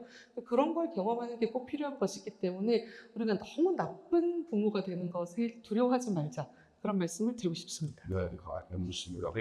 그리고 부부끼리 대화를 많이 하면 좋을 것 같아요. 저도 이제 잘 때 항상 대화를 많이 하는데 대화 많이 하면 진짜 이제 왜 남편 잘 몰라요. 생각보다 많이 몰라요. 저도 저희 와이프가 그 아동심리 전공하고 막 이런 거 했는데도 저도 잘 모르니까 우리 와이프한테 저도 생활 습관을 배운 게 되게 많아요. 그렇기 때문에 여러분들이 이게 잘 들으시고 나만 전문가인 척 하지 말고 남편에게 우리 이렇게 들었는데 이런 부분이 있었어라고 그런 얘기를 해요. 그러면 이 남편들도 좋아합니다. 왜냐면 내 아이에 대해서 잘 키우기 위해서 남편과 상의하는 거기 때문에 이거는 정말 싫어하는 남편은 없거든요. 왜냐면 내 아이기 때문에 그런 얘기를 하면 남편들도 아마 들어줄 겁니다. 그런 얘기를 잘 얘기를 들어주면 좋겠습니다. 양육 스트레스 사례별 답변입니다. 이번에는요 질문 주신 것보다 살펴보니까 아이의 기질과 양육자의 성향이 많이 달라서 어려움을 겪고 계신다는 분들이 굉장히 많아서 한번 살펴보도록 하겠습니다. 만 3세의 여아입니다. 저는 외향적인 사람인데 아이는 내향적인 아이 같습니다. 친구와 노는 것보다 혼자 있는 걸 좋아해요. 사람들이 많은 곳에서 오래 있는 것도 불편해합니다. 이러한 성향이 오로지 인정하고 존중해 주는 것이 맞는 건지 조금은 바꿔줘야 하는 것인지 모르겠습니다. 또 만 2세의 여아입니다. 아이가 굉장히 내향형에 무언가 시도하려면 한참 걸리는 아이입니다. 양육자가 생각하기에 저희 아이는 뭐든지 조금 느리고 오래 걸리는데 이런 내향형 소극적인 행동을 볼 때마다 답답함과 스트레스가 마구 올라갑니다. 그 만 3세의 여아입니다. 기질적으로 예민하고 불안감에 있는 아이를 양육하고 있는데 훈육이 자칫 아이의 불안감을 높일 것 같아서 잘 못하겠어요 라고 합니다. 또 만 5세의 여아에 있는 분인데요. 훈육할 때마다 침묵으로 상대하는 첫째, 욕심도 많고 눈물도 많고 뭐든지 할 말을 다 하고 봐야 되는 둘째, 내 말이 들리는지만 안 들리는지 협박을 해도 아무것도 안 통하는 마이웨이 셋째, 넷째는 아직 잘 모르겠네요. 4명이나 있네요. 저희도 셋째니까 저희 집 얘기하는 것 같긴 합니다. 외동인 엄마가 애 넷을 키우려니까 너무 어려워요. 자매들 간의 갈등, 해결 방법을 알려주세요. 김효은 교수님께 한번 질문해 보도록 하겠습니다. 이 아이의 성향과 그 양육자의 성향이 다를 수가 있잖아요. 근데 이런 경우에 굉장히 좀 스트레스 많이 받는 것 같아요. 이런 경우에는 어떻게 해야 될지 좀 얘기를 해주시죠. 근데 이제 우리가 여기 계시는 많은 분들이 계시지만 우리가 모두 다 자기가 가지고 있는 성향이 있어요. 근데 그 성향이 애들이랑 안 맞는 경우는 엄청 많겠죠. 그래서 가끔 어머님들 중에서 자기랑 성이 비슷한 애를 이뻐하기도 하고 걔를 또 안 좋아하기도 하고 나 닮아서 그렇게 하기도 하는데 성향은 당연히 안 맞는 거예요. 그래서 안 맞는데 근데 꼭 성향이 잘 맞아야 애를 잘 키우냐 그런 건 아닌 것 같아요. 그래서 저도 예민한 애를 키웠지만 예민한 애들은 좀 부모가 오히려 좀 무던하고 좀 넘어가고 뭐 이러면 애들은 막 못 맞춰준다고 막 이렇게 하지만 애들이 또 무던한 부모한테 편안함을 느끼기도 하거든요. 또 너무 둔한 애들은 또 좀 섬세하고 이런 부모를 보면서 배우는 게 있어요. 아, 이런 거를 다른 사람 마음을 이해하려 이런 걸 해야 되는구나 이런 걸 배우거든요. 그래서 꼭 잘 맞아야 되는 건 아니다가 첫 번째로 말씀을 드리고 싶고요. 두 번째는 우리도 우리 성격을 바꾸기가 너무 힘들잖아요. 애 키우다 보면 그런 생각을 많이 하시잖아요. 근데 사람의 성격을 바꾸기도 되게 어렵고 애들의 기질을 바꾸기도 되게 어려워요. 그래서 일정 부분은 애들의 기질에 약간 맞춰줘야 되는 부분이 있는 것 같아요. 아까 그 모든 감각적인 것을 다 맞춰주고 계시는 그런 말씀을 하셨는데 좀 예민한 아이다. 새로운 곳에 가면 많이 온다. 그러면 내일은 무슨 일이 있어서 뭘 해야 돼. 뭐 초등학교 들어가기 전에는 여기가 초등학교야. 학교 둘레도 한번 가보고 교실도 한번 가보고 학교에 가면 무슨 일이 일어날 거야. 이런 것도 설명을 해주고 좀 예민한 애들은 그런 걸 약간 맞춰줘야 되는 거죠. 근데 또 애가 뭐 위험한 행동을 많이 한다. 그러면 집안 환경이 위험한 것을 없애고 좀 바닥에 모두 매트를 깔고 또 뭐 이제 이런 그러면서 또 어떤 안 되는 것에 대해서 명확하게 얘기해주고 이런 좀 그 아이의 기질에 따라서 조금 맞춰야 되는 그런 부분들이 있는 것 같고요. 근데 이제 이게 왜 중요하냐면 부모가 이렇게 준비하는 걸 보면서 아이들은 잘하잖아요. 그러면 이제 아이들도 내가 예민하다는 걸 알게 되거든요. 아, 그럼 내가 새로운 데 가기 전에는 미리 준비를 하는 걸 배우는 거예요. 또 이제 그 조절을 못하는 아이들은 아, 내가 저 순간에서는 저긴 조절을 해야 돼. 이런 걸 스스로 그런 걸 하는 걸 배우는 거거든요. 그래서 좀 서로 안 맞아도 뭐 어차피 100% 맞출 수는 없으니까 조금씩 맞춰가려고 노력을 하다 보면 아이를 좀 더 잘 키울 수 있고요. 근데 제가 늘 말씀드리지만 기질은 다 못 맞춥니다. 어차피 뭐 부부간에도 우리가 다 맞춰줄 거라고 100% 맞춰줄 거라 기대하지 않잖아요. 근데 아이도 다 맞춰줄 거라 기대하지 않고 또 엄마가 다 맞추지 못하는 것처럼 세상은 더 안 맞춰주잖아요. 그래서 그런 것을 어떤 약간의 좌절을 경험하면서 세상을 살아가야 되는 거기 때문에 그렇게 생각하시면 좋을 것 같습니다. 네. 그러면 이번에는 조선미 교수님한테 좀 얘기를 해드리고 싶어요. 이 다자녀 같은 경우에는 사실 좀 이렇게 아이들 성향이 정말 다 다르고 저도 뭐 3명이 키우지만 다 다르고 그다음에 또 쌍둥이도 아예 성향이 또 다른 경우가 있는데 이럴 경우에는 어떻게 조절하고 훈육을 해야 될지 자신이 혼자인데 또 이렇게 다자녀가 있는 경우는 또 되게 더 어려워하시더라고요. 이런 경우 어떻게 하는 게 좋을까요? 다자녀의 경우에 겪을 수 있는 이제 문제가 여러 가지가 있는데요. 지금 일단 굉장히 애들을 잘 키우고 계셔서 이렇게 특별히 다자녀라서 힘든 건 그냥 이렇게 노력을 많이 해야 된다? 이제 이 정도인 것 같은데 다자녀일 때 일단은 형제끼리의 싸움, 다툼, 질투, 경쟁 이제 이런 것들이 매일 같은 패턴으로 반복되는 거. 이제 이거는 굉장히 중요해요, 사실은. 그 심리학 이론에 보면은 서열이 성격을 결정한다 이런 말이 있어요. 자, 근데 그거는 이제 부모님이 첫째, 둘째, 뭐 얘는 이름이 A고 B인데 얘네들을 첫째, 둘째라고 부르면서 첫째는 늘 첫째처럼 대하고 둘째는 늘 둘째처럼 대하면 이게 성격이 됩니다. 야, 첫째가 참아야지. 뭐 둘째가 뭘 한다 그러니 이제 이런 말을 꾸준히 하면은 첫째는 자기도 모르게 참는 게 이제 자기 성격의 일부로 들어가고, 둘째는 난 할 수 있는 거 없어 하고 이제 회피적으로 될 수 있거든요. 그래서 서열은 서열이고 상황을 다루는 건 그냥 그때그때 아이들이 이제 어떻게 하는지를 보고 하시면 되고요. 예, 싸울 때 이제 늘 큰 게 왜 때리니 그러잖아요. 예, 그 큰애도 딴집 가면 막내가 될 수 있어요. 예, 그래서 큰애는 자기가 큰애라고 생각하지 않아요. 쟤랑 나는 똑같다고 생각해요. 그래서 쟤를 사주면 나도 사줘야지. 근데 부모 입장에서 이제 되게 어처구니가 없을 수 있는데, 첫째는 내가 유일한 아이였어요. 그러니까 유일한 아이고, 그러니까 나는 아이고, 동생이 태어났는데 쟤는 잘 모르겠어. 근데 그 유일한 아이의 지위를 얘한테 뺏긴 거예요. 그리고 엄마가 난 기억도 안 나는데 너 다 이거 해줬어 라고 하나. 예, 기억은 안 납니다. 자, 이제 그런 첫째, 둘째, 뭐 둘째는 더더구나 새로 자기는 이제 이 가족에 들어왔으니까 서로 낯설다고 생각하셔야 돼요. 그래서 뭐 너는 봐라 사진 보여주고 먼저 이렇게 하실 필요 없고, 그냥 일단 적극적으로 피해를 입은 아이를 먼저 너 뭐 때렸어 맞았어 괜찮아?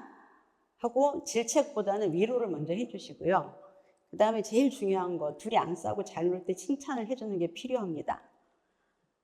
예, 왜냐하면 이제 부정적인 행동을 없애는 것보다는 긍정적인 행동을 먼저 최대한 이제 늘려야 되거든요. 예, 그러니까 잘 놀고 있어 기본이지 이렇게 하고 있다가 싸우면 득달같이 달려가시는 분들이 있어요.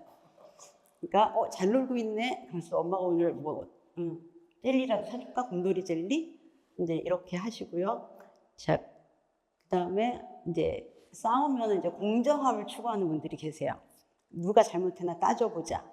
근데 이제 싸움이라는 게 서로 잘잘못이 있잖아요. 그럼 이제 결국 두 애가 다 혼나고 끝납니다. 너는 이걸 잘못하고 너는 이걸 잘못했네. 근데 엄마는 되게 공정하다고 느껴요. 근데 한 아이는 자기가 혼났다고 생각하고 얘는 얘가 혼났다고 생각해요. 근데 이런 일이 반복되면 억울함이 쌓입니다. 그러니까 무조건 억울한 거예요. 그래서 잘잘못을 따지지 말고요. 일단 때리거나 뺏거나 찢거나 하는 거를 먼저 혼내고, 그거에서 피해받은 애를 위로해주고, 그다음에 사이좋게 잘 놀 때 칭찬해주고, 그다음에 너무 세세하게 그거를 따지면 아이들이 따지는 능력만 좋아집니다. 그래서 계속 엄마한테 와서 따지고 형제끼리 따지고, 예, 그래서 아니 저기서 뭘 했는지 모르겠는데 어쨌든 네가 먼저 던졌어. 엄마가 그건 봤어. 그래서 엄마가 확인한 거, 예, 그거 위주로 하면 아이들이 이렇게 좀 자잘하게 다퉈도 되지만 때리거나 던지면 안 되는구나. 이제 이 정도를 배우면서 디테일한 건 자기들끼리 이제 조율을 할 수 있게 됩니다. 네, 너무 잘 들었습니다. 다음에는요, 우리 양육 스트레스에 대해서 한번 좀 얘기를 해볼게요. 이제 그래서 사실을 한번 얘기해 보도록 하겠습니다. 만 2세의 남아입니다. 요즘 인내심에 한계가 와요. 나라는 사람의 인내심은 여기까지인가? 나는 아이를 키우면 안 되는 사람인가? 하루에도 수십 번 자문해요. 참다 결국 폭발해서 아이에게 화내는 모습을 인지하는 순간 이미 아이는 울고 있고 스스로 자괴감이 듭니다. 여기저기 훈육하는 방법에서 알아보지만 이게 내 아이에게 적합한 건가? 내가 잘하고 있는 건가? 도저히 답을 내리지 못하겠어요. 두 번째는 만 3세의 남매 쌍둥이입니다. 저는 육아에 대한 내적 기준이 높고 완벽주의적 경향이 있습니다. 주말마다 새로운 경험을 시켜주려고 워킹맘인데도 불구하고 낮에는 육아하고 밤에는 일을 몰아서 하곤 합니다. 피로가 쌓이고 스트레스가 많아지는 상황입니다.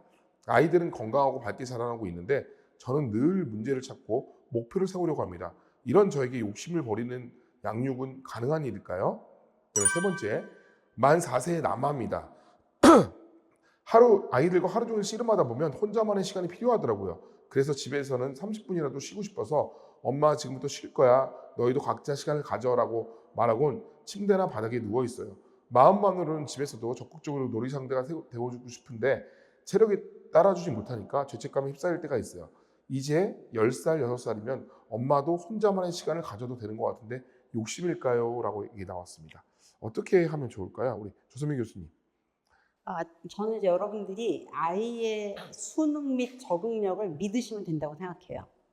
그러니까 보통은 이제 아이가 되게 취약하기 때문에 나는 이걸 해주고 이걸 해주고 이걸 해주고 이걸 해줘야 된다고 생각하는데 엄마가 피곤해서 쉬면 아이도 거기에 적응해야 됩니다. 그래서 마치 요즘은 이제 육아라는 걸 육아는 하는 거지 잘하는 게 아니에요. 그렇죠? 애는 그냥 큽니다. 그냥 이게 나무가 크듯이. 근데 내가 하는 하나하나에 그렇게까지 영향을 받지는 않아요. 근데 최근에는 너무 잘하려고 한 부작용을 제가 되게 많이 봅니다. 이제 두 가지인데 하나는 너무 많이 놀아주는 거. 그다음에 너무 생각을 존중해 주는 거. 근데 애들은 생각이라는 게 하고 싶은 거 하고 하기 싫은 거밖에 없거든요.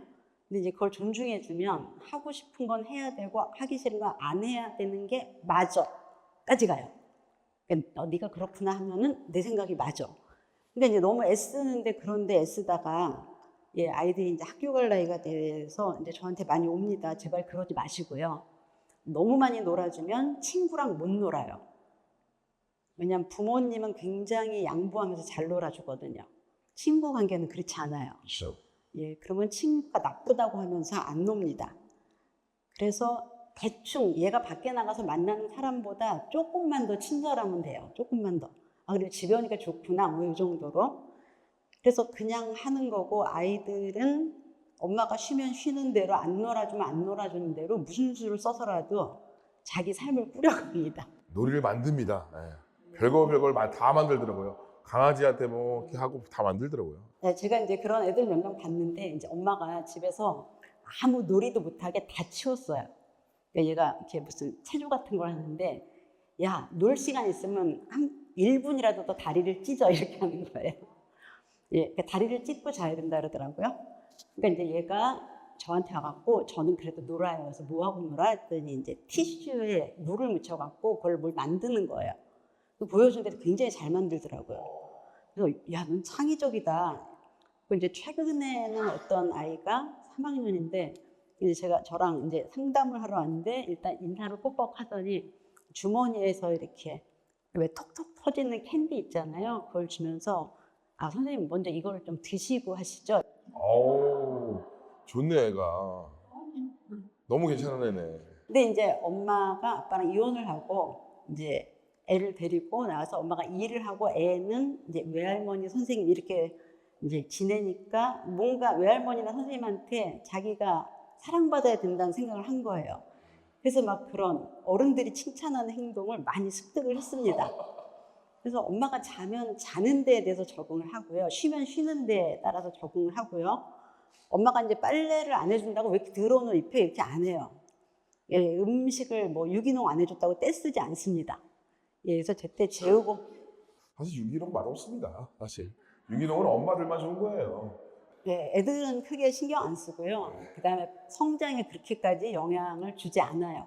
그냥 이렇게 큰 덩어리를 키워나가는 거지 조그만 걸 키워서 붙이는 게 아니에요.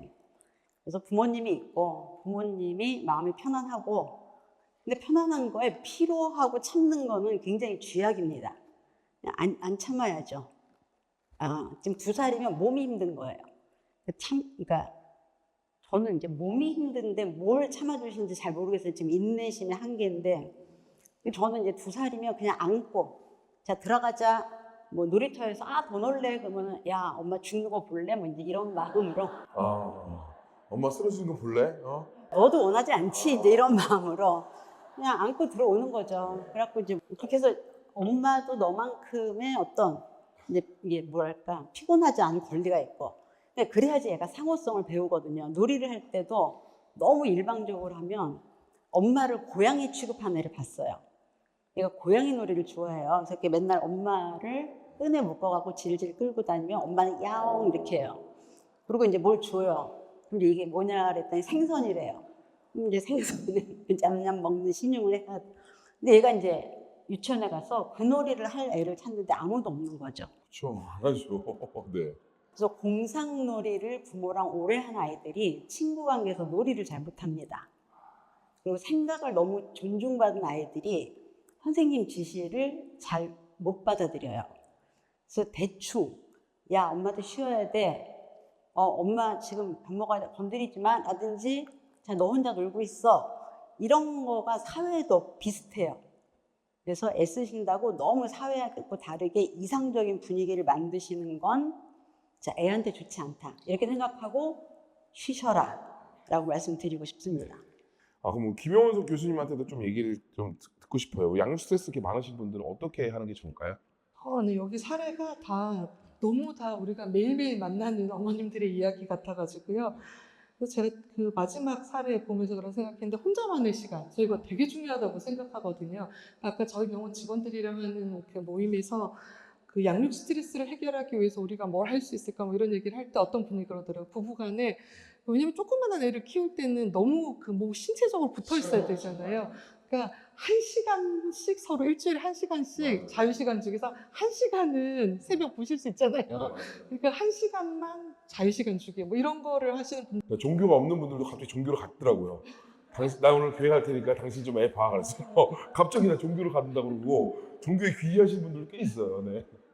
그래서 약간의 짧은 시간이라도 자유시간이 있어야 되고 또 어떤 분은 그 집에 어떤 아빠인데 엄마가 더 늦게 오는데 아빠가 그러니까 맨날 집에 일찍 가서 하루 종일 애를 봐야 되는 거예요. 근데 아빠가 퇴근하고 집에 가는 길에 30분 동안 동네 커피숍에 이제 딱 30분 앉아있다 가는데 그게 너무 휴식이 된다는 거예요. 그래서 정말 작은 시간인 것 같지만 그러니까 그런 시간이 우리 인생에 꼭 있어야 된다. 그런 말씀을 드리고 싶고 그래서 이분이 막 엄마 지금부터 쉴 거야. 너희도 각자 시간 가져. 너무 좋은 것 같고요. 제가 우리 애가 조만할 때는 엄마는 잠자는 숲속의 공주야. 그러면서 자고 그랬습니다. 책이랑 많이 다른데 엄마랑? 이게 뭐. 우리 아들이 뽀뽀를 해줘야 일어날 수 있어. 좋습니다. 아들이 좋습니다. 네, 좋습니다. 이제 두 번째 어머님이 굉장히 완벽주의잖아요. 아이를 굉장히 완벽하게 키우려고 하는 그런 분인데 제가 책에도 그런 말을 썼는데 우리가 아이를 키울 때는 절대 완벽하게 키울 수가 없어요. 그래서 아이를 키울 때는 크게 3번 내려놔야 된다 이런 말을 했거든요. 그래서 첫 번째는 우리 애가 공부를 잘할 줄 알았는데 공부는 못하더라. 그래서 공부는 못해도 착할 줄 알았는데 안 착하더라.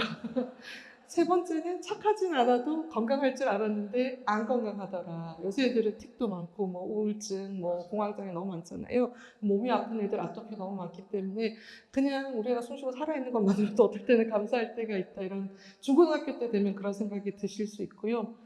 그래서 부모의 역할이 뭔가 뭐 이런 거를 이제 부모님들의 생각을 많이 하게 될 텐데 제가 최근에 디어 에반 헨슨이라는 뮤지컬을 봤어요. 그래서 그 노래에 되게 좋은 가사들이 많은데 그 중에 한 노래에 이런 게 있어요. 내가 너를 키우면서 어떻게 해도 너를 만족시킬 수 없다는 것을 알고 있었어. 어떻게 해도 부모가 채울 수 없는 그런 틈이 있겠지. 이런 말이 나오거든요. 그게 너무 자녀를 키울 때는 그런 맞는 말인 것 같아요. 근데 이제 그 엄마가 하는 말이 근데 이제 걔가 이혼한 집인데 아빠는 2살 때 애를 버리고 갔거든요. 근데 이 엄마는 내가 부족하고 모자라고 못해주는 게 많지만 그래도 옆에서 애를 지키고 있잖아요.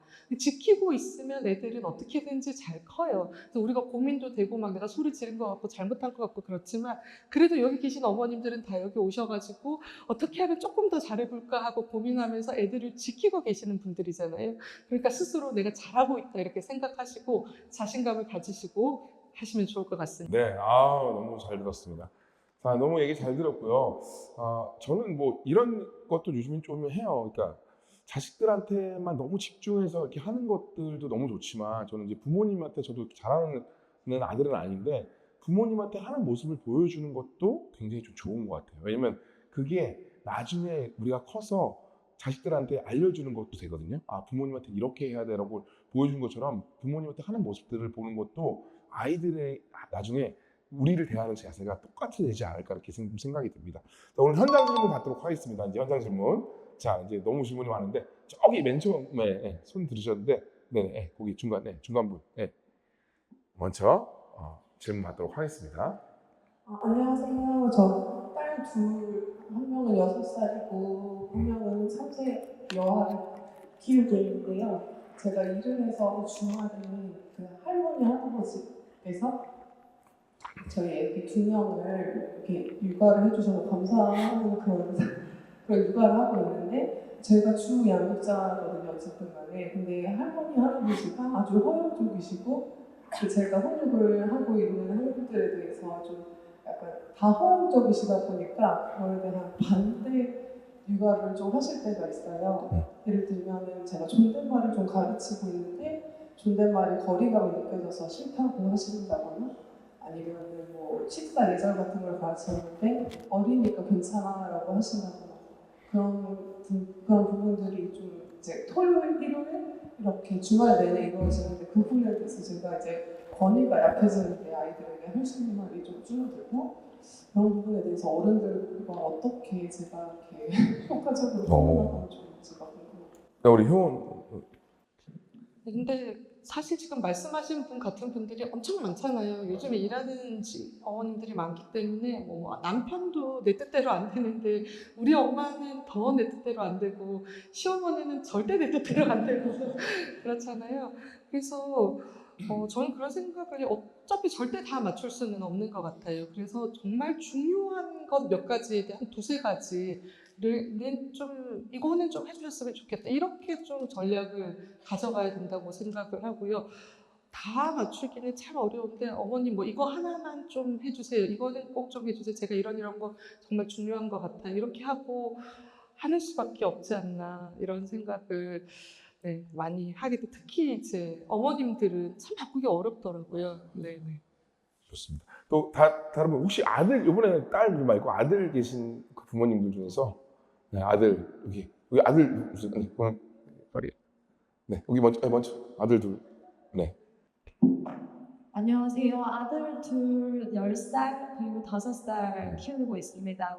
첫째 아이가 손이 정말 많이 가는 아이여서 제가 일을 하다가 이제 그만두고 아이들 양육에 이제 작년부터 하게 됐고 제가 양육을 하는데 에너지가 10이라면 첫 아이를 키우는데 한 7, 8 정도가 들고 둘째는 사실 얘가 에어힘이다 싶을 정도로 좀 미안한 마음이지만 너무 손이 안 갈 만큼 잘하는 아이입니다.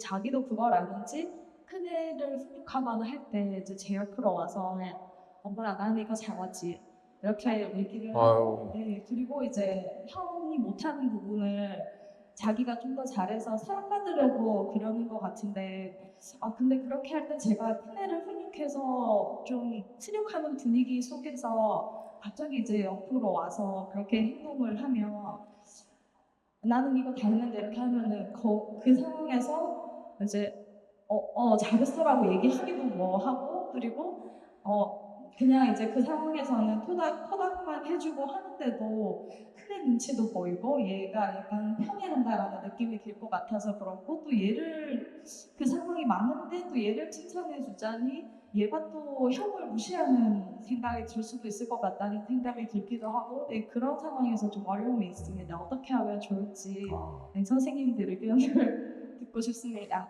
이건 정말 저도 뭐 저는 저 같은 경우는 이렇게 얘기해요. 너가 그렇게 얘기하면 언니가 마음이 상할 것 같아라고 저는 이렇게 얘기하거든요. 그 상황에서 이런 상황이 생겼을 때 이제 부모 입장에서는 요 틈을 타서 저는 제가 칭찬받으려고 하는구나 이렇게 생각하는데 그게 아니에요. 그 둘째는 엄마가 화를 내고 있어서 무서운 겁니다. 그러니까 엄마가 계속 화를 내니까 무섭고 그 다음에 이제 나도 혼날 일이 있나? 이렇게 생각을 하는 거거든요. 그러니까 형은 막 혼나. 근데 나도 왠지 혼날 것 같아. 그러니까 이제 그 형한테 내는 과한 엄마의 분노가 무섭고 나도 그럴지 모른다는 불안? 그래서 엄마 화 안 내면 안 돼요? 이렇게 얘기하시면 돼요. 예, 그래서 둘째들이 큰애가 혼나는 걸 보기만 해도 학습이 되거든요. 그래서 말을 잘 듣는 거예요. 근데 두 아이가 너무 다르다고 큰애를 너무 혼내면 둘째는 너무 눈치를 많이 보고 너무 위축될 수 있으니까 둘째가 그러면 내가 좀 선 넘었나? 이렇게 이해를 하시면 될 것 같아요. 저는 지금 28개월 아들이랑 그다음에 뱃속에 7개월 아들 지금 예정되어 있는 두 아이의 예비 아빠인데요.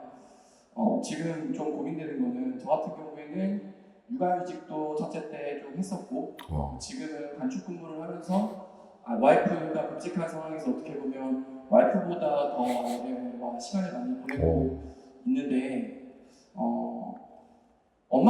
그러니까 저랑 같이 있을 때는 아무런 문제가 없는데 엄마랑 같이 있을 때 꼭 저랑 하지 않으려고 하는 행동들이 몇 가지가 있어가지고 특히 뭐 잠을 같이 잔다던가 그다음에 씻는 거 이런 것들은 저랑 하려고 하면 거의 뭐 기겁을 하고 막 이렇게 울 정도로 좀 그런 상황들이 몇 번 있었어요. 근데 오히려 엄마가 없을 때, 엄마가 장기간 집을 비웠을 때 저 혼자 있을 때는 아무런 문제가 없었거든요.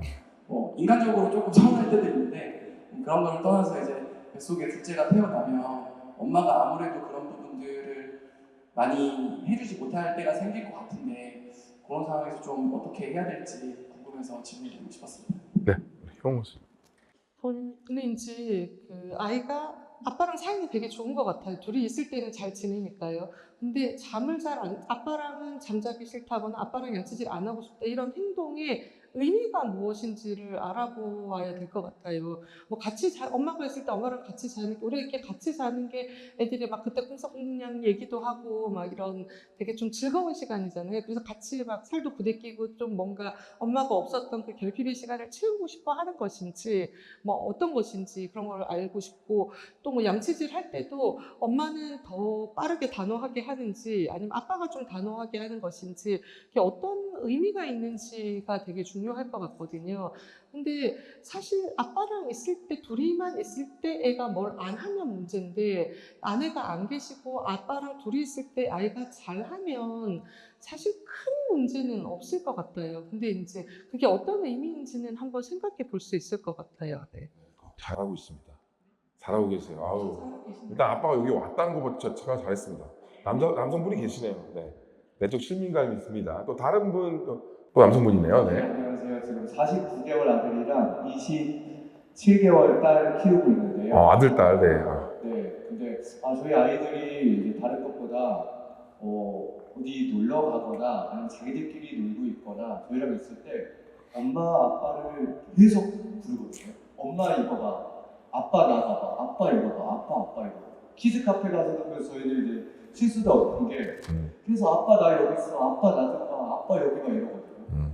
그러니까 이렇게 계속 엄마 아빠를 찾고 불러대는 아이들이 이제 저희가 이걸 계속 다 대답을 해줄 수도 없고 저희가 뭔가 이제 집안일을 하거나 어떤 일을 할 때도 두지 않고 계속해서 불러대니까 대답을 해주다가도 이제 어느 순간 화가 날 때도 많고 자꾸 듣다 보면 이제 약간 머리가 어지러워지는 그런 상황이거든요. 어지럽죠. 네. 그래서 이제 막 너무 불러대니까 그런 게 왜 그런지도 사실 궁금하고 당연히 어떻게 해야 될지도 좀 궁금해서 여쭤봅니다. 네. 혹시 집에서 칭찬을 많이 해주시나요? 집에서 칭찬을 많이 해주시는 편인가요? 예, 실제로 많이 해주고 있어요. 좀 리액션이 좋으신 편이에요? 둘 다 좀 리액션 좋은 편이고. 그럼 이제 이 아이들은 무엇보다도 그게 제일 좋은 겁니다.